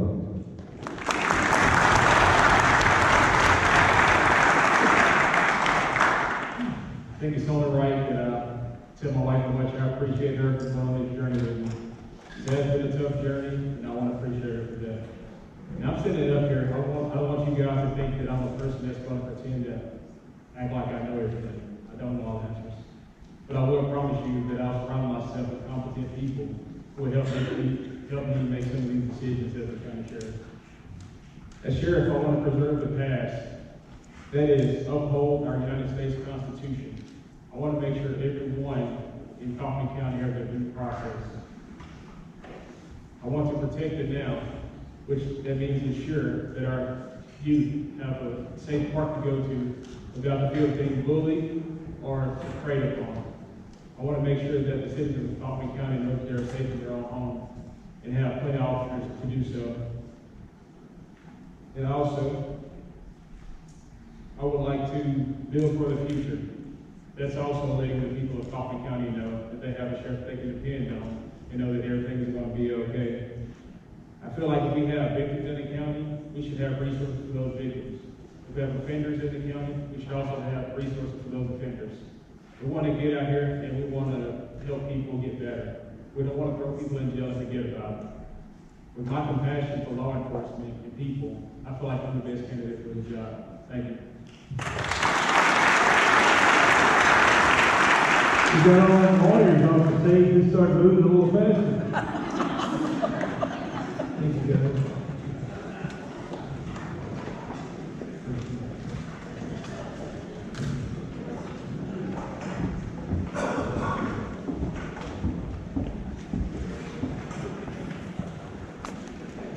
Okay, now we'll have county commissioners in precinct 1. Terry Crowe, Mike Hunt, and Emily Norwood.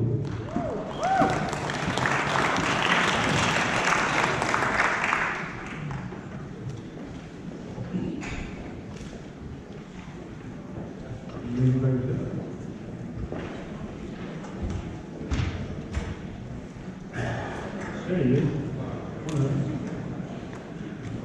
Terry Crowe, Mike Hunt, and Emily Norwood. Now, if I do have questions for these,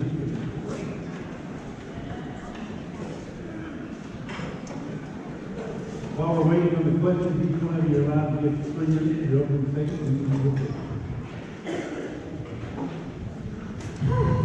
Okay. It's good to see everybody out here tonight. And I'm just going to tell you, I get to get real with each and every one of you. I want you to know who I am.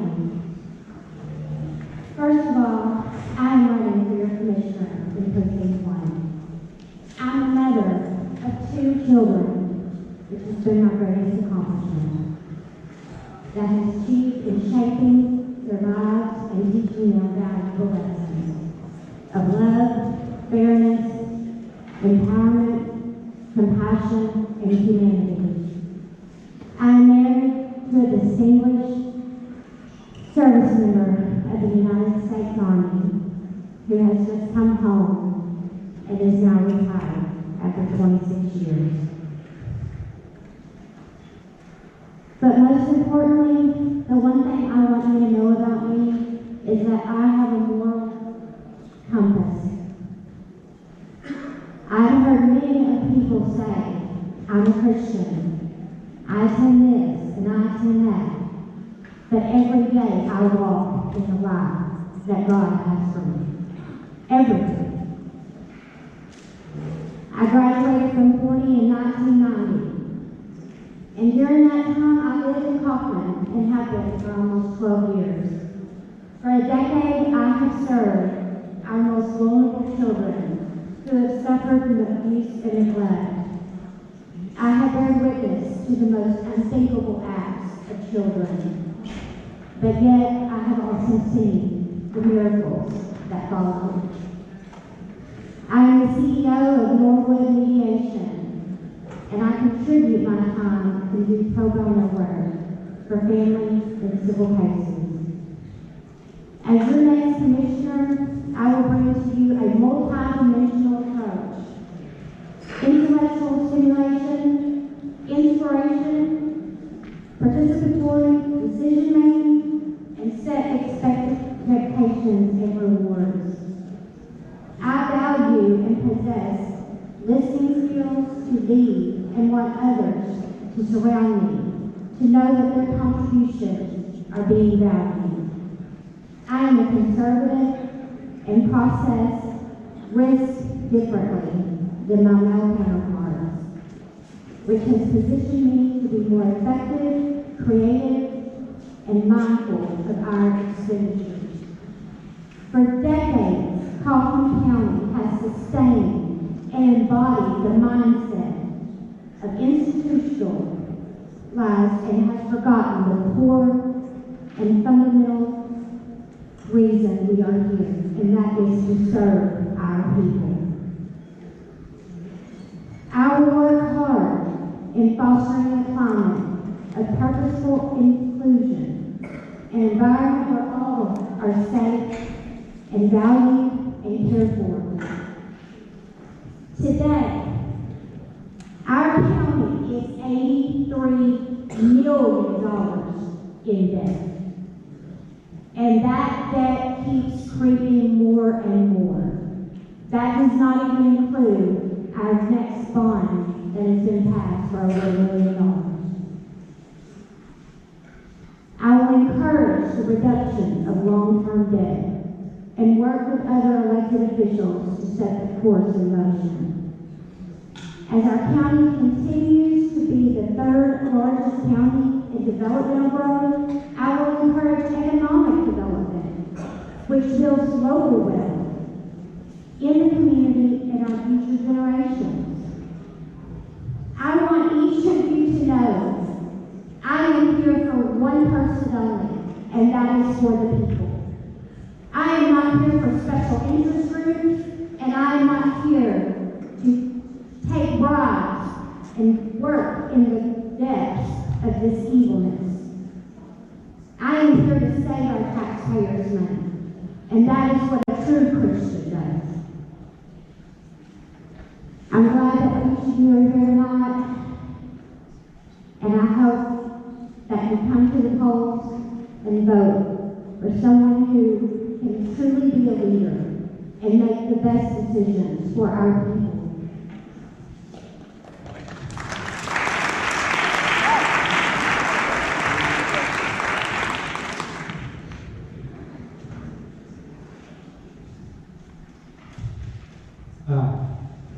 I'm Mike Hunt, Commissioner of Precinct 1. I lived in Kaufman County my entire life. Born in Terrell with Buddy and John Hunt. I met a Kaufman girl during college named Allison, the daughter of Stephen McGill Jones. We were the proud parents of 3 children. I served the city of Youngville as a member of the fire department for 37 plus years. Retiring from Lincoln Battalion Chief. I had a fixed company for 32 of those years. And also raised family hay. In the fire service, I was involved at the state level for the social boards for the Fire Commission, Texas A&M, Texas A&M Commerce. I taught everything from firefighting to leadership and fire officer classes, all over the state. Locally, I was a volunteer firefighter. I served 3 terms in the school board in Terrell. I was on the board of directors of Kaufman County Appointment District. Been on numerous church boards, involved in scouting and the Lions Club. I've been a public servant my entire life. I believe the taxpayers are our customers. Mr. and Mrs. Smith deserve our best through hard work, honesty, and transparency. In 3 short years, we have managed to update the precinct's equipment and develop a goal-oriented maintenance schedule. The crew has totally rebuilt 60.65 miles of paved road to the precinct and 4.69 miles of the smaller communities.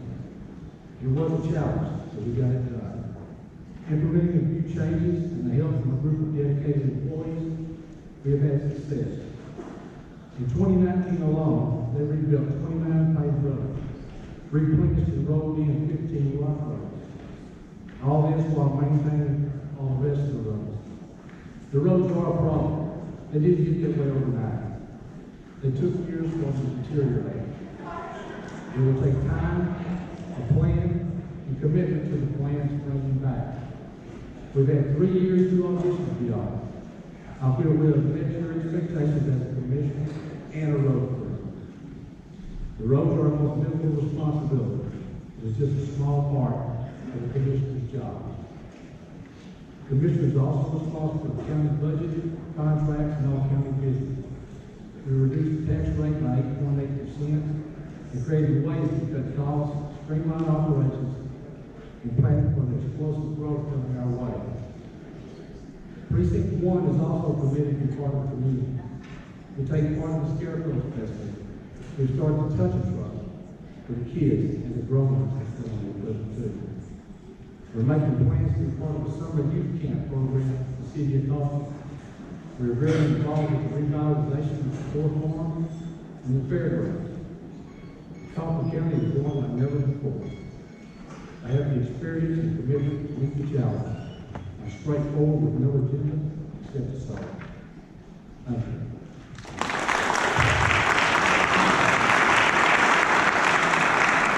I just came up with a way to pick our next sheriff. If I can have all the sheriff candidates come down here, you sit in the front row. If anybody holds the mic for more than a minute, the first sheriff to get it gets a point. The one with the most points at the end of the night wins the sheriff job. Okay, we have 4 questions. Let's keep our answers to a minute or less, okay? Last session, it was voted to pass SB 2, which caps the amount that local government can raise taxes without voter approval. What other measures are needed to help control taxes? Since you went first on that one, Mike goes to the first. Well, they did the 3.5% cap, and we're just gonna have to watch how we spend our money and what we do and what we choose to do. I know we're experiencing a lot of growth, and we're going to put a lot of money in the relative bonds, but I really don't think that what I talk to and listen to people no more than myself.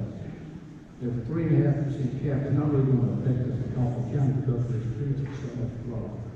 I think if we didn't have the growth that we're experiencing here, it'd be more critical situation.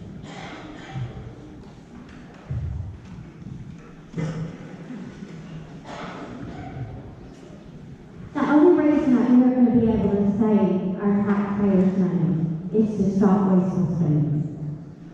Yes, has Mike Hunt done roads? Absolutely. But those roads have to be redone again because they weren't done the first time. I believe that we are a community that really needs to realize that just because we're doing something doesn't mean we're saving. We have said for years and years that the growth is coming. It's not coming. It's here now. And our landscape is about to change drastically.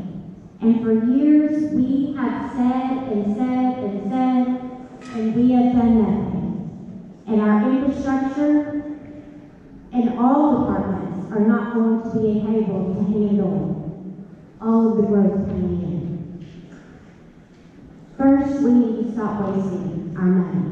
We need to stop allowing our elected officials to go on trips and training and bring their families and go to different places that they shouldn't even be. And if they want to keep going to trainings, then they need to pay for those trainings themselves after the recommended training that you have to have.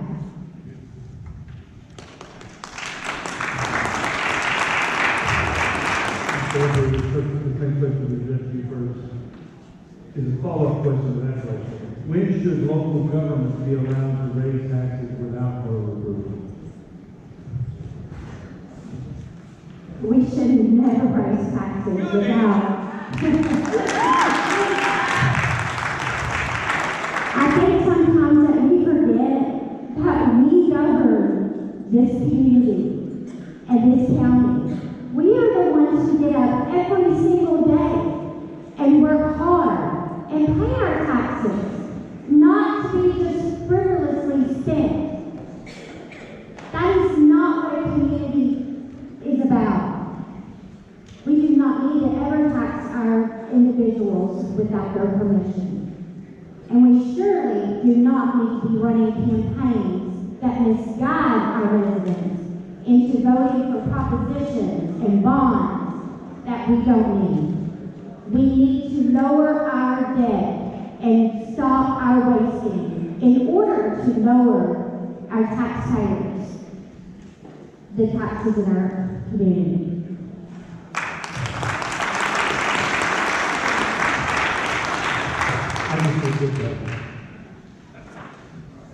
It does, same Okay. thing.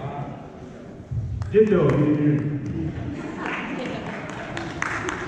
That was starting with me, so this one started with you, Mike. What are your thoughts on county funding lobbyists? Tread lightly, okay. I know there was a lot of push at the state level about us having lobbyists, but I feel like that we need people to represent the counties, to represent the things that we need to do what we need to do. I mean, we get inundated with unfunded mandates. We spend a lot of money, a lot of the budget is spent on unfunded mandates that the state sends down to us, and we have to find the tax dollars to do it, or they give us very little to do it with. So if we don't have people speaking for us as a group, then we're going to lose out.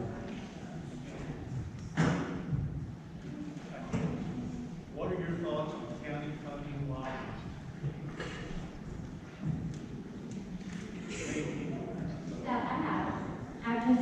I don't even think that should be a question. It should be against the law, honestly. I mean, why should we pay lobbyists? You know why we do? This is why we do. We have developers right now who are coming into this county. You know what's about to happen? Part of that bond, $20 million has been estimated to go to each precinct. And I know you said it in our last forum, that you were going to be using that money and you can have contractors do our jobs, our roads in the county. Correct? Those very contractors are tied to the lobbyists who bring all the development in. I will guarantee you, I will not use any contractors to do our work in this county. That's why we have employees that we pay an ample amount and that are trained to do the services here in this county. If we need extra help, that allows us to create jobs in the county, and the money stays in the county where it should be, not to go back and pocket the contractors and the lobbyists who are doing nothing but bringing all of their growth in and then leaving. And that's my take on it.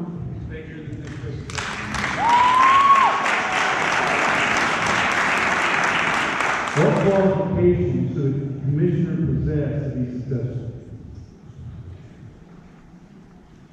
A commissioner needs to possess so many qualities. You have to be smart. You have to know how to budget. You have to serve your people with compassion. You have to be a great listener. There are so many things that you have to do as a commissioner. And the one thing that needs to really be done is we need to get with our people. During this campaign, I have heard over and over, who's my aunt? I didn't know who my aunt was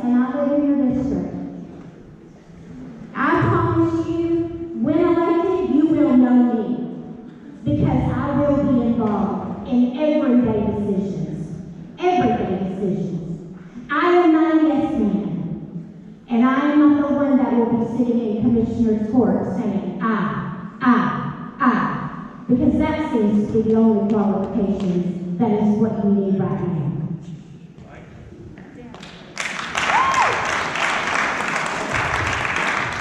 Well, I think you need to be a listener. You need to be responsive. You need to be honest. You need to not make promises. You need to give 110%. Treat people with respect, and then give them respect back.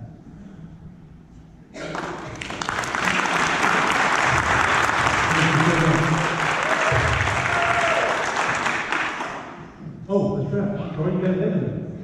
Mike, you get to go first, because you first. I'm going to get 2 minutes for your closing argument. Closing statement, okay. Lawyers are gone.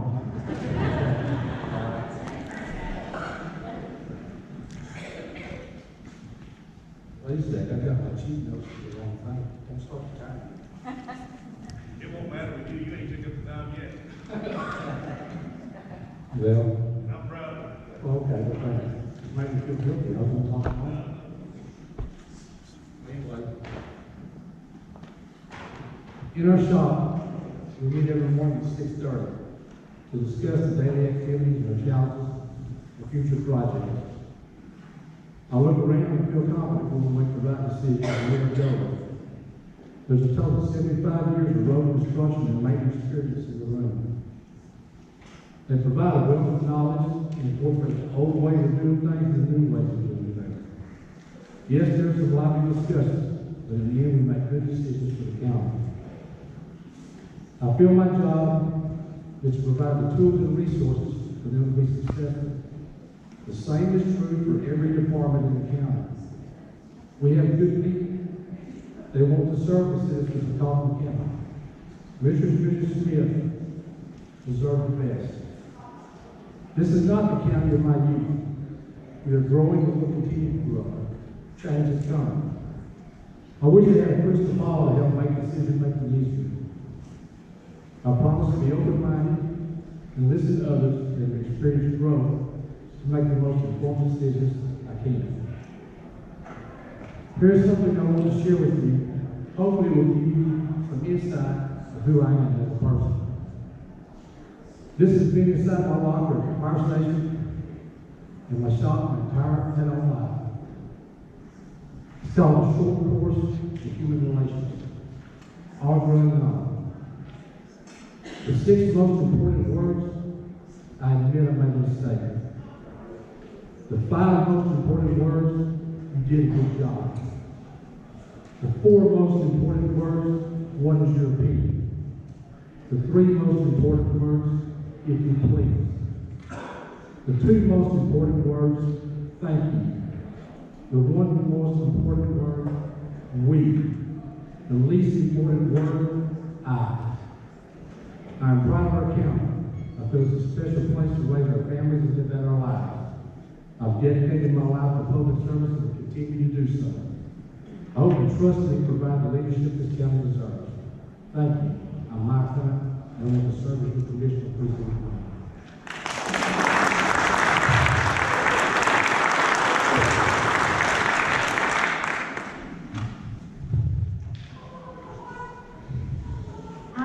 A speech, but I genuinely am here because honestly, a little over a year ago, I sat down just like all you hardworking citizens to write out my check for taxes. And I wanted to know, where does this money go? I know that most of it goes to our schools, but where does the other money go? And I went digging, and I went digging, and I went digging some more. And don't think that it was the easiest thing to do, I'll just say that. I had conversations of, who are you with? Who are you with? I finally said, I'm with the largest organization in Kaufman County, and that's the taxpayer. Then I was asked, what are you going to find? What are you looking for?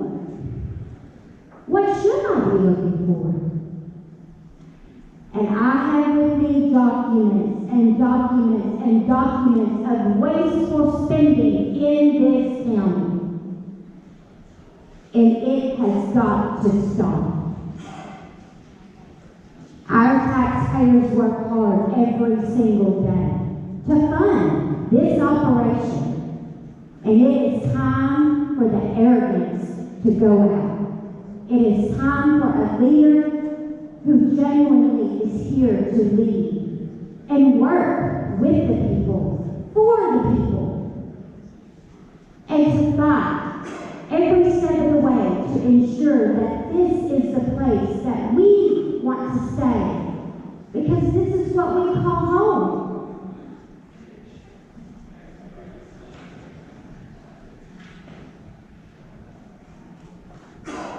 Currently, right now, Mike Hunt is in debt in Precinct 1 for almost $300,000. The interest on that payment is $21,000 a year.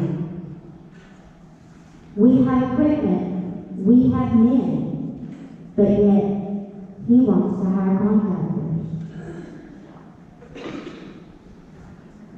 I am not about that. I genuinely care for this community. And I hope that you will see that and vote for me for your next commissioner of Precinct 1.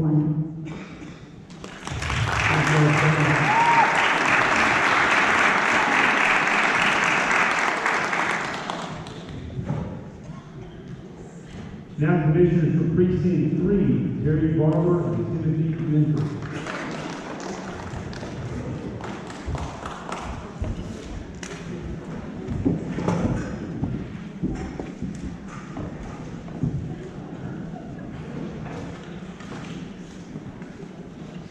Thank you, gentlemen. Each one of you will have 3 minutes to make an opening statement, and then we'll get to the questions, okay? Thank you. Good evening. I'm Terry Barber. I'm currently Commissioner of Precinct 3. Well, I have to say, before I get started, Mike stole a line of thunder. We have pretty much the same speech written, but I don't know if that's good or bad. Main thing I want to get across tonight is that I've had the last 3 years being Commissioner of Precinct 3, and it's been quite an experience. We have taken that entire crew over there and been able to develop new ways of doing things, better ways of doing things that have saved us money, and we've built better roads, and we've gotten a lot more done. I've worked very well with the other commissioners and the judge on the commissioner's court, and I believe we've gotten a lot done for the entire county that has saved money, and we're looking to do even more of that. I've worked well with all the budgets. I've been through 3 budget cycles now, and learned a lot. It's a constant learning process, but I believe that I've done the job that I said I was going to do. I made several promises when I ran in 2016, and I can proudly say right now that I have fulfilled each one of those promises. One that I'm particularly proud of is one of the things that we needed, and the sheriff alluded to that when he was talking, is we had to have better pay for our deputies and our constables. And one thing that I really pushed for and got done in the very first budget I worked in with the Commissioner's Court was to redo or bring back the step pay and the longevity pay for our deputies and for our constables. And we got that done. And that was one of the first things that I did that I said I was going to do.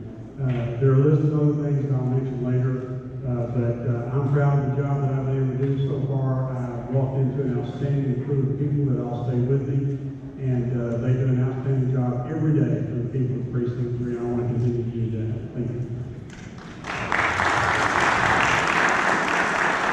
Thanks, Terry Barber. Now we'll hear from Timothy Mentor. Good evening, ladies and gentlemen. I'm Tim Mentor. I'm from Carroll, Texas. I've been there pretty much all my life. I'm about to be 55 years old. I moved away for a few years when I was a child. My family arrived here in Kaufman in 1880. I'm very proud of my heritage here. My great-grandfather married at 17 to a 15-year-old bride, and I think that was just the way it was back in that day. Everybody raised a big family so they could help. And I'm very proud of that. if I'm elected your commissioner, I will be a listening ear. I'm gonna listen to what you have to say, and then we're gonna make a good decision about that. I have to put my glasses on, sorry. There's a quote by Ronald Reagan that I would like to say, and this goes to anyone, in any industry, no matter what line of work you're in. There is no limit to the good you can do if you don't care who gets the credit. And there's a lot of people, I think, in the county that like patting themselves on the back. This is not a plural government, it's a singular government, it's a plural, it's we the people. I think if something's done and we're proud of it, we accomplish that, not I. As I've been out in public, speaking to people about my campaign, I've asked what are their 3 core issues that they would like to tell me about. Can anybody say what the first one is? You're right, roads. I've seen the back roads, the main roads, the bridges, the creeks that run over the roads, the drainage that's terrible on some of these roads, and they need to be addressed. There are some really great roads in the county, and the ones that aren't great, they drive 100 miles per hour down. 35 miles per hour is our speed limit on our county roads.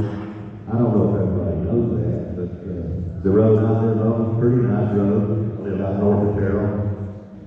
There's a truck out here about 10:30 every night. It's probably about the time he's getting in from work, and it's a race from there to his house. So the roads do need some work.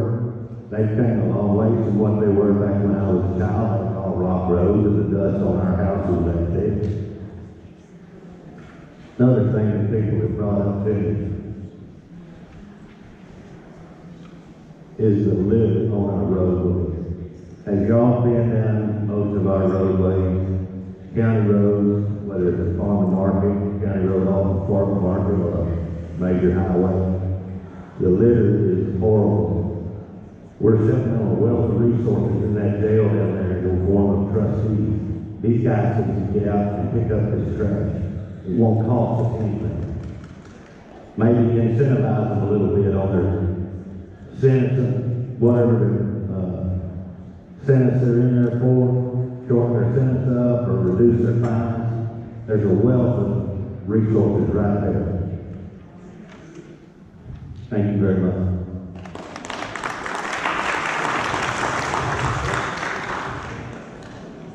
We have 4 questions, and if you would, please keep your answers a minute or less. So one of the sheriff candidates will attack you, they might weapon you. Question number 1. Last session, we voted to pass SB2, which caps the amount that local government can raise taxes without voter approval. What other measures are needed to help control taxes? If we started doing that, Well, control our taxes. Wow, man, that's a tough subject. Well, I think we've got to utilize the money we have and make every penny count for every dollar we can. That's one place we start. People have told me their taxes are getting ridiculous. Homeowner taxes.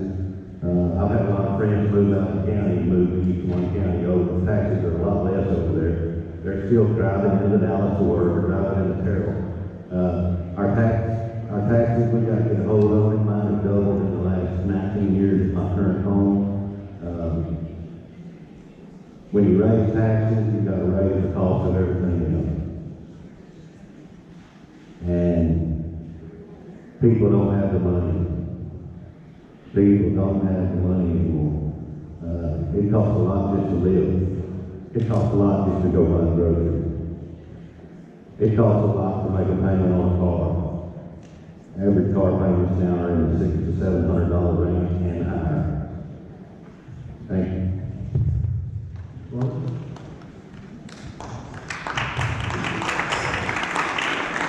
I believe we need to continue doing what we are doing right now in the Commissioner's Court. When we went through this recently, this last time around, where the Central Appraisal District raised all of our property taxes, did not understand that the Commissioner's Court had nothing to do with that, has no control over that. That comes from the state comptroller's office to the central appraisal office, which we have no jurisdiction on. But what we did as the Commissioner's Court is we did lower the overall tax rate for the county to almost 9% to help make up for some of that. By doing that, we maintain a conservative budget to be able to have that money played with, basically, to bring those taxes down whenever we can. And we've done that, and we're going to continue to do that in the future, because that's the goal of all of us in our course this time. One of my favorite shows is Don't move this right along. Don't sit down, this is going to start with you. Next question. What are your thoughts on county funding lobbyists?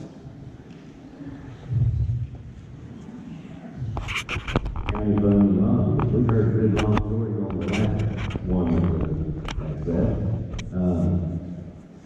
Lobbyists, they're gonna bring in, a lot of stuff into the county that I don't think anybody wants. We may not can stop it. The growth coming here is tremendous. We're behind the 8 ball on growing our county to where it needs to be, especially in our roads.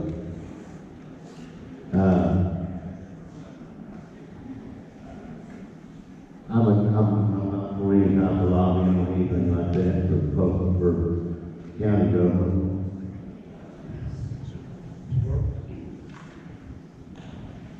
Well, Mike said it very well earlier, and I'm just going to kind of ditto what he said, but, there are a lot of things that we need to get done in Austin that we can't get done by ourselves. And yeah, we have to use lobbyists to do that, but those lobbyists are working for our best interests in the county. Okay, it's not some special interest groups or anything like that. These are people that there are specific things that we're trying to get done. Some of that is transportation issues. And unless we have somebody down here in Austin fighting for us to get what we need done, then we're going to miss out. We're going to lose out completely. So you might call it maybe it's necessary, I don't know, but it's something that you have to do in some cases to get some things done. But trust me, it is for the benefit of everyone in Kaufman County. It's not an individual benefit for me, Mike, or the other commissioner on the board. Because I can tell you right now, you have probably, since I've lived here, which has been about 32 years, living in Kaufman County, I can assure you, you have the most honest people that have ever sat on that court, doing the best they can for everybody out there, not for us as individuals.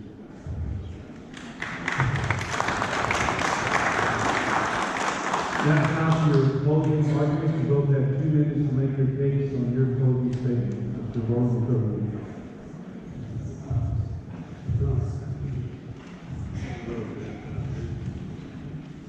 Okay, just a few things I want to highlight here, that there are a lot of responsibilities and things that we have to do as county commissioners. And, like Kim was saying, you've got to start talking to people. You find out a lot of things that people just don't know, that what we do, what we're responsible for, and things like that. But just a little bit about my background real quick. I'm retired 20 years law enforcement, as is my wife. We are dedicated public servants. We have been for our whole adult lives. After leaving the police department, I went into work for private sector, where I started working in executive protection work. Became executive director of security for a corporation in Plano, where I handled a large budget, multi-million-dollar budget. That's where I started learning about how to handle budgets and how to supervise people. I had over 50 people under me that I was responsible for. I had also 40 offices throughout the country that I was responsible for all the security and the employees there. I've diligently served as your commissioner since 2017. I want to continue to do that. I've completed every campaign promise that was made in 2016. I've completed over 96 miles of road repair and/or reconstruction in Precinct 3. First thing I did when I came in was I developed and implemented a regular road maintenance schedule, which was not being done. And you can see the results of that already. Conservatively managed the Precinct 3 budget as I had the overall county budget with the Commissioner's Court. I've maintained a 98% employee retention rates since I've been there, and I've completed over 140 hours of continued education, which I believe is very important for a commissioner to do. The opportunity is there for me to learn more than just what the state requires me. I'm going to take advantage of that to be the absolute best I can be, and for you to get the absolute best return on your investment in me. And I want to continue to be your commissioner of Precinct 3, and I appreciate you going much. So thank you.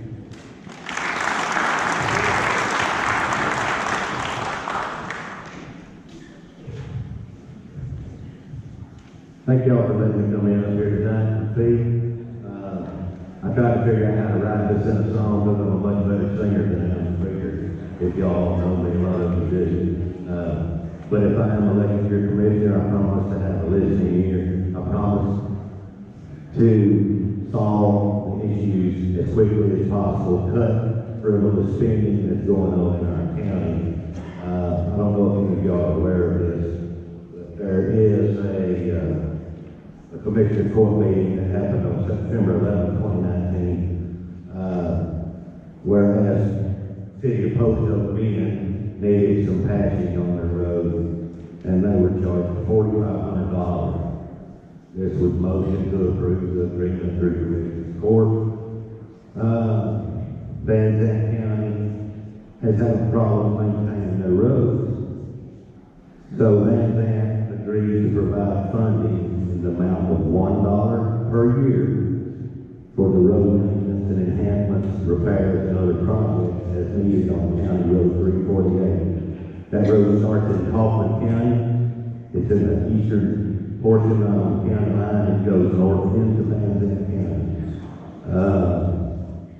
When did we start giving our services to other counties for $1? That's $1 doesn't buy a soda pop anymore. We need to look into this money that's being spent frivolously. We need to start sharing our equipment amongst other precincts instead of running out and buying a $200,000 piece of equipment. I think that happened in the past where it was utilized amongst all precincts instead of everybody having one of them, because some of the equipment sits for 8 to 9 months out of the year and it's not being used at all. Thank you.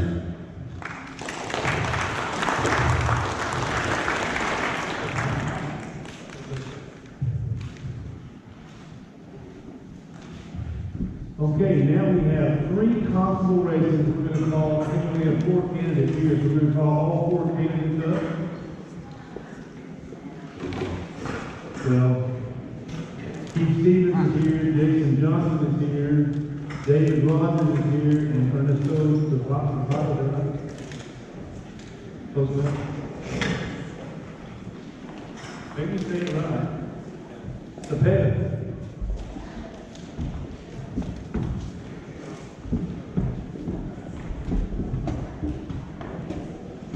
For everybody who stayed, we saved the best for last.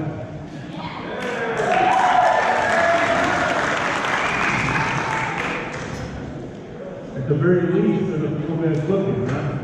Come on, somebody. Okay, guys, each one of you have 2 minutes to give an opening statement, and then we'll start with the questions. Jason, you go first. Thank you, sir.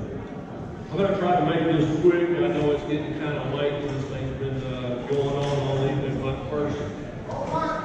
first, let me say thank you so much for coming out and listening to each one of the candidates that's going on and what they can provide to the county. My name is Jason Johnson. I am currently the constable. Currently the constable for Kaufman County Precinct 3. I took office in 2014. The reason why I took office is because living in the community, we've been in the community now for going on about 21 years. When you look around and there's a lot of things that are not being done, you kind of start wondering, what could change? What could be better? So when I ran for office, I made a promise. 1, more officers out in the field, boots on the ground. 2, one thing that we have lost being in law enforcement is officer presence and the #1, community policing. 3, making sure that everybody understands that when you live in Kaufman County and you live in Forney, 0 tolerance. You want to break the law, take it somewhere else. If we catch you doing it, you have to accept responsibility. Plain and simple. If your children are causing problems and breaking into cars, we're not going after the parents. We're getting the kids involved. We've had kids come out, mudding, tearing up people's property. We've had kids come out on a Saturday at 5 o'clock in the morning and have them out with shovels and brooms. If your child didn't show up, we'll see you. We'll come arrest you in school. Being a law enforcement officer is making a difference in the county. That's what it takes to be a leader. Anybody can lead, but it's how you lead is what the impression is. My name is Jason Johnson. Thank you.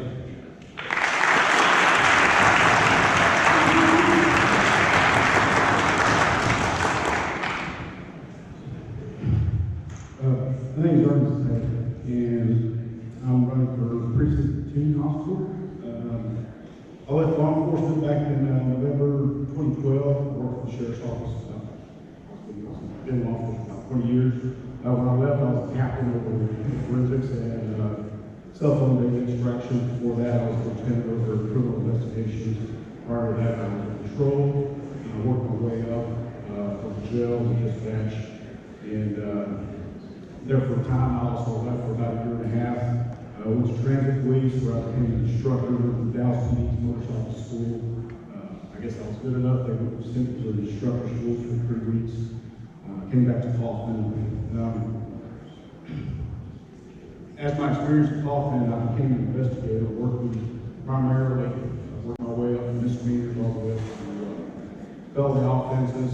I worked everything from thefts, assaults, capital murders, robberies, and when I was over CID, criminal investigations, I had a group of investigators under me. I was over the crime scene unit, and I was also over civilian employees that were under us. And what we did, whenever we did see a crime trend, at that time the technology wasn't quite around, we would look at the crime and try to pinpoint where it's coming from. So I would actually get deployment units out, and we were all successful in doing that, going out to the community and actually capturing people in the act, doing burglaries. So during that first growth spurt in 40, I was around, so I seen this, and I had experience doing that. So hopefully that's going to David Rogers, thank you for your concern.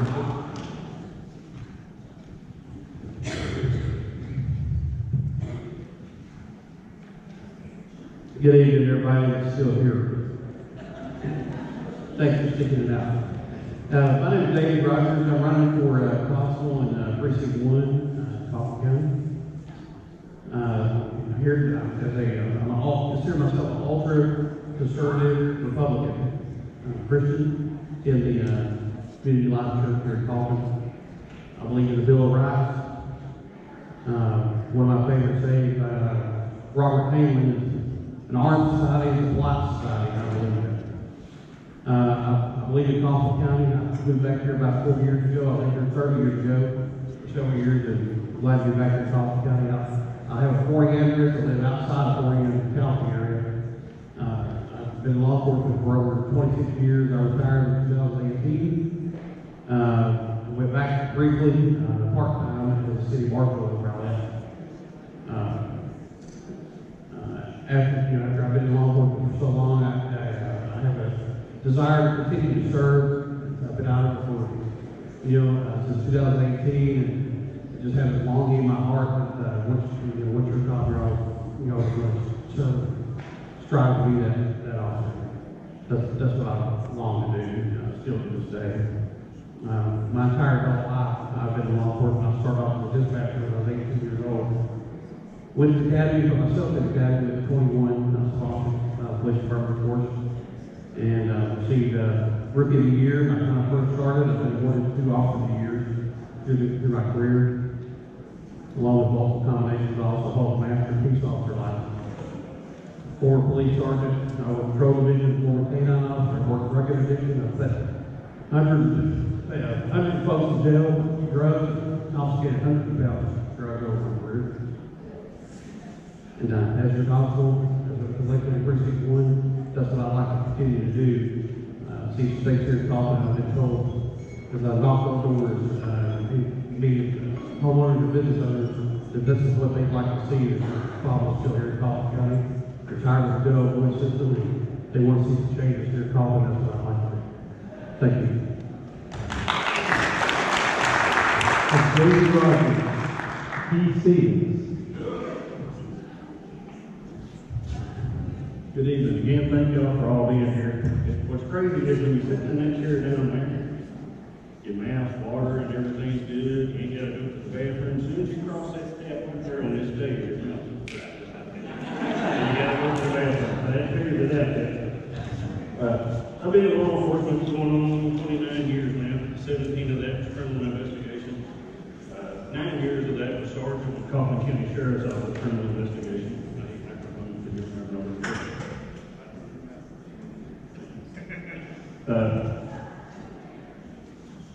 When I ran in 2013, or 2012 or 2013, I told y'all I'd be here to protect your life, your property, and your best interest.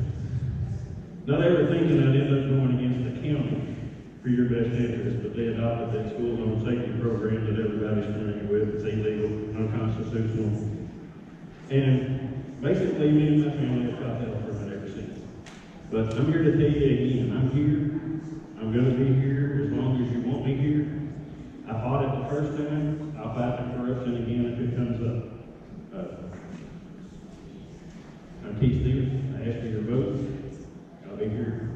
Anybody got any questions about the school zone safety deal? I've got everything you need to know to prove everything that I've said. Evidently, I was correct because we had a 10-year contract on it. 2 years into it, they need to get out of it. They didn't just do that because I said it wasn't any good.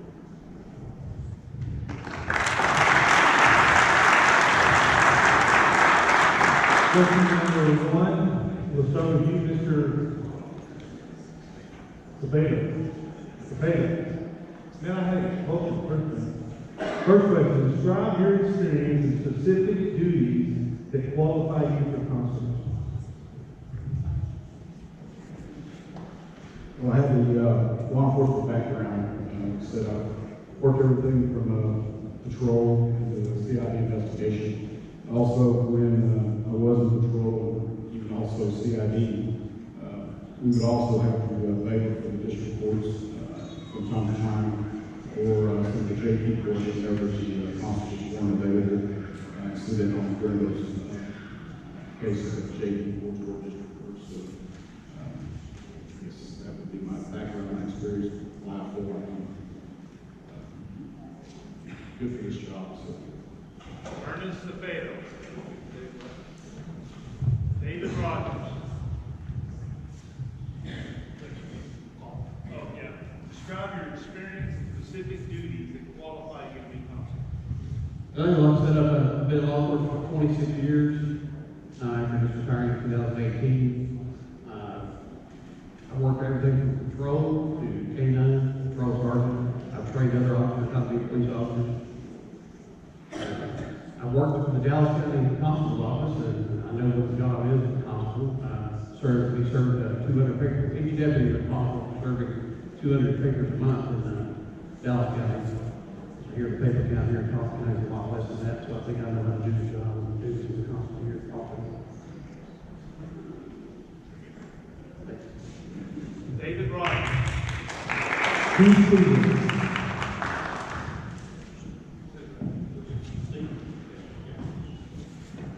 Describe your experience and specific duties that qualify you for being constable.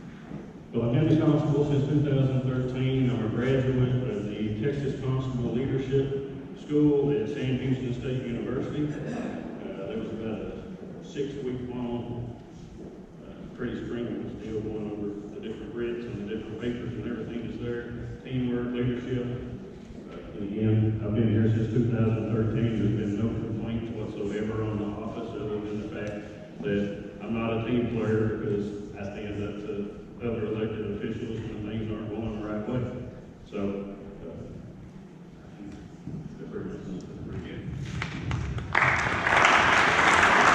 Just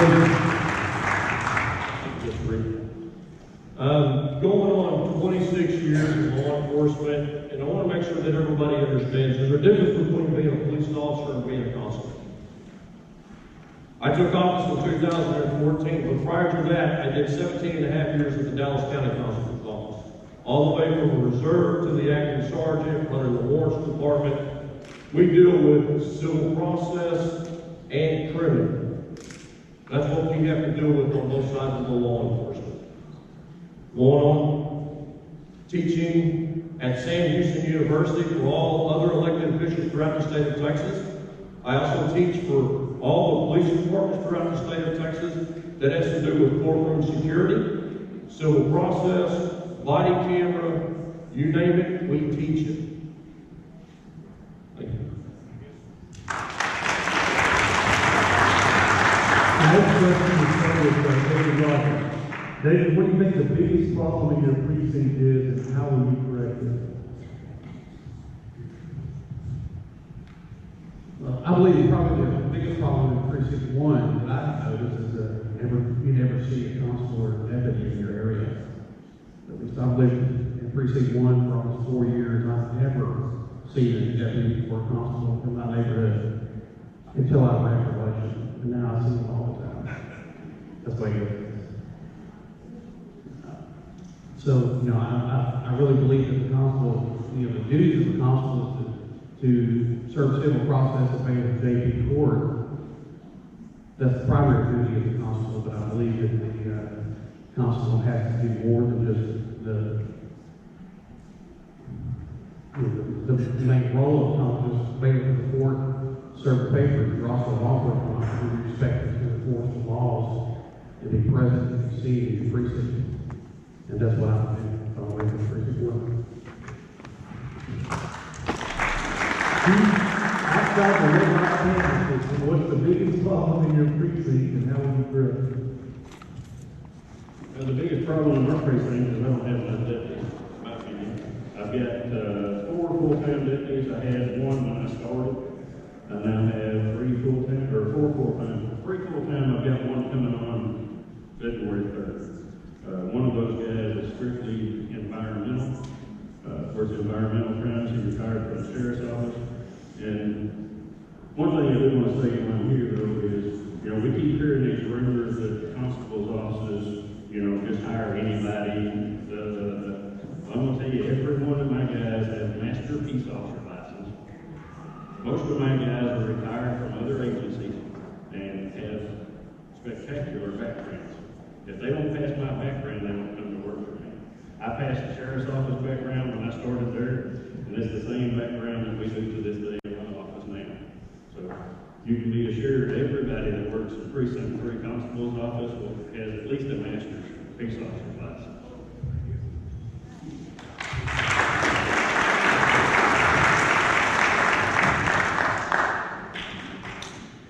What can I say about changing? Growth. One of the biggest things that we have in Florida for Precinct 2 is growth. And when we have this much growth, what we're going to have? We're going to have crime. We need more officers on the street. And the only way to do that is, one, we need to work well with the Commissioner's Court, get more money in. Every department needs more money.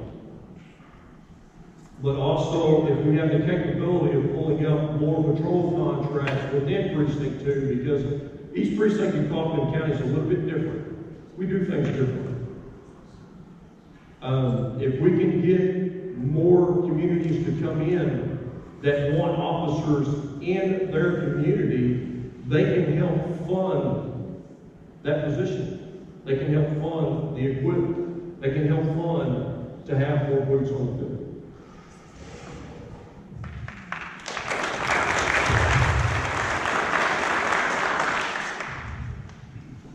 There is growth in Precinct 2, just like Constable Johnson said. And, with growth comes crime, but like he said, you're going to need more officers on the streets to handle these crimes, and also to try to deter, be proactive, but also take care of the duties of the gatekeepers also. So you've got to juggle 2 things at one time. But when you take these reports also, one of the other things that you're going to also do is try to investigate these crimes. You're going to have training, and that costs money, you know, training on how to investigate a lot of these crimes. And it's going to have to be effective training that where they actually get successful prosecutions.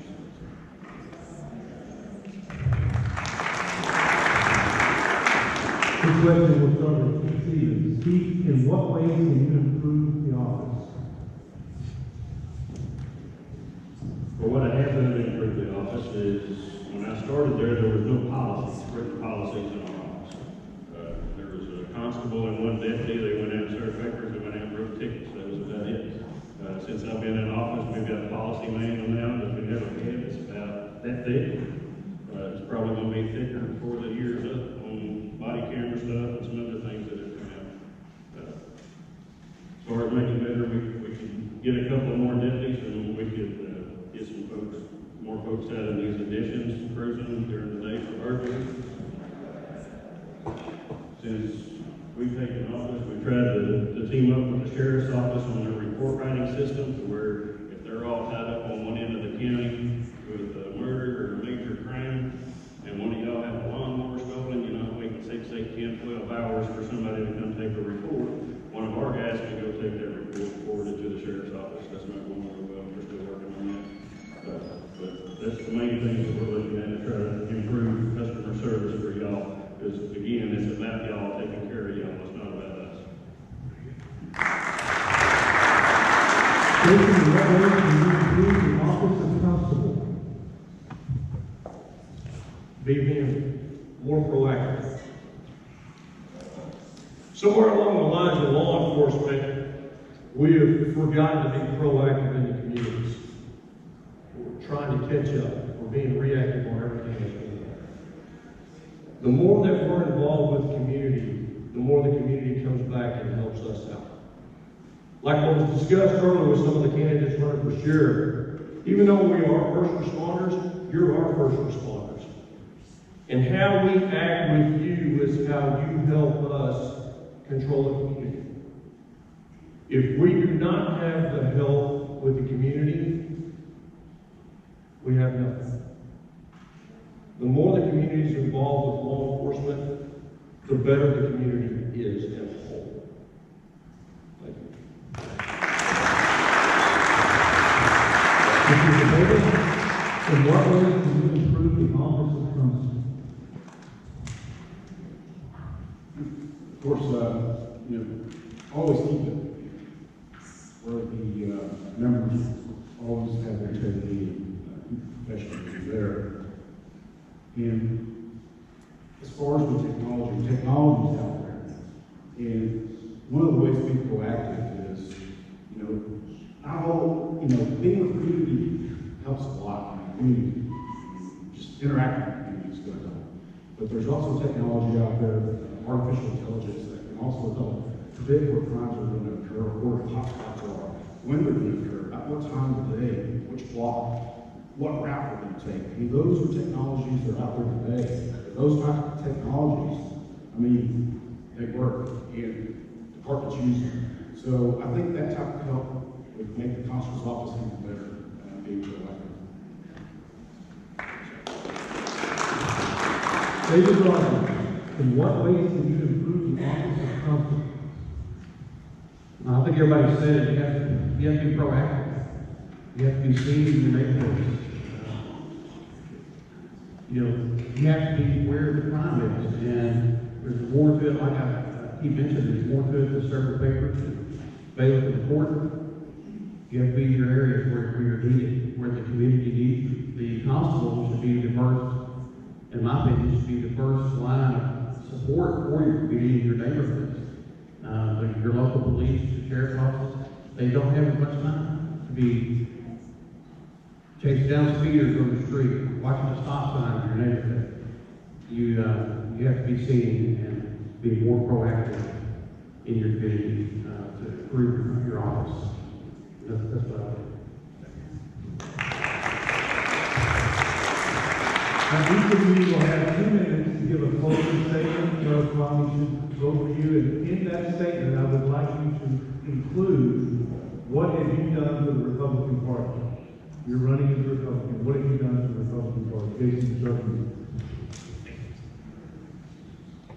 Again, thank you for coming out and spending all this evening with us. We know it's very late, but this is what makes a difference, and this is what keeps the county strong. Again, my name is Jason Johnson, Constable, 2014. Been in law enforcement 26 years. I hold a Master Peace Officer license. I'm an instructor for the state of Texas, as well as a lot of departments throughout the state of Texas. Our department, when I took office, we had 1 deputy. We grew from 1 deputy to 10 deputies with a K-9 unit. We now have the biggest budget out of the Constable's office throughout the whole county. We are highly involved with our community.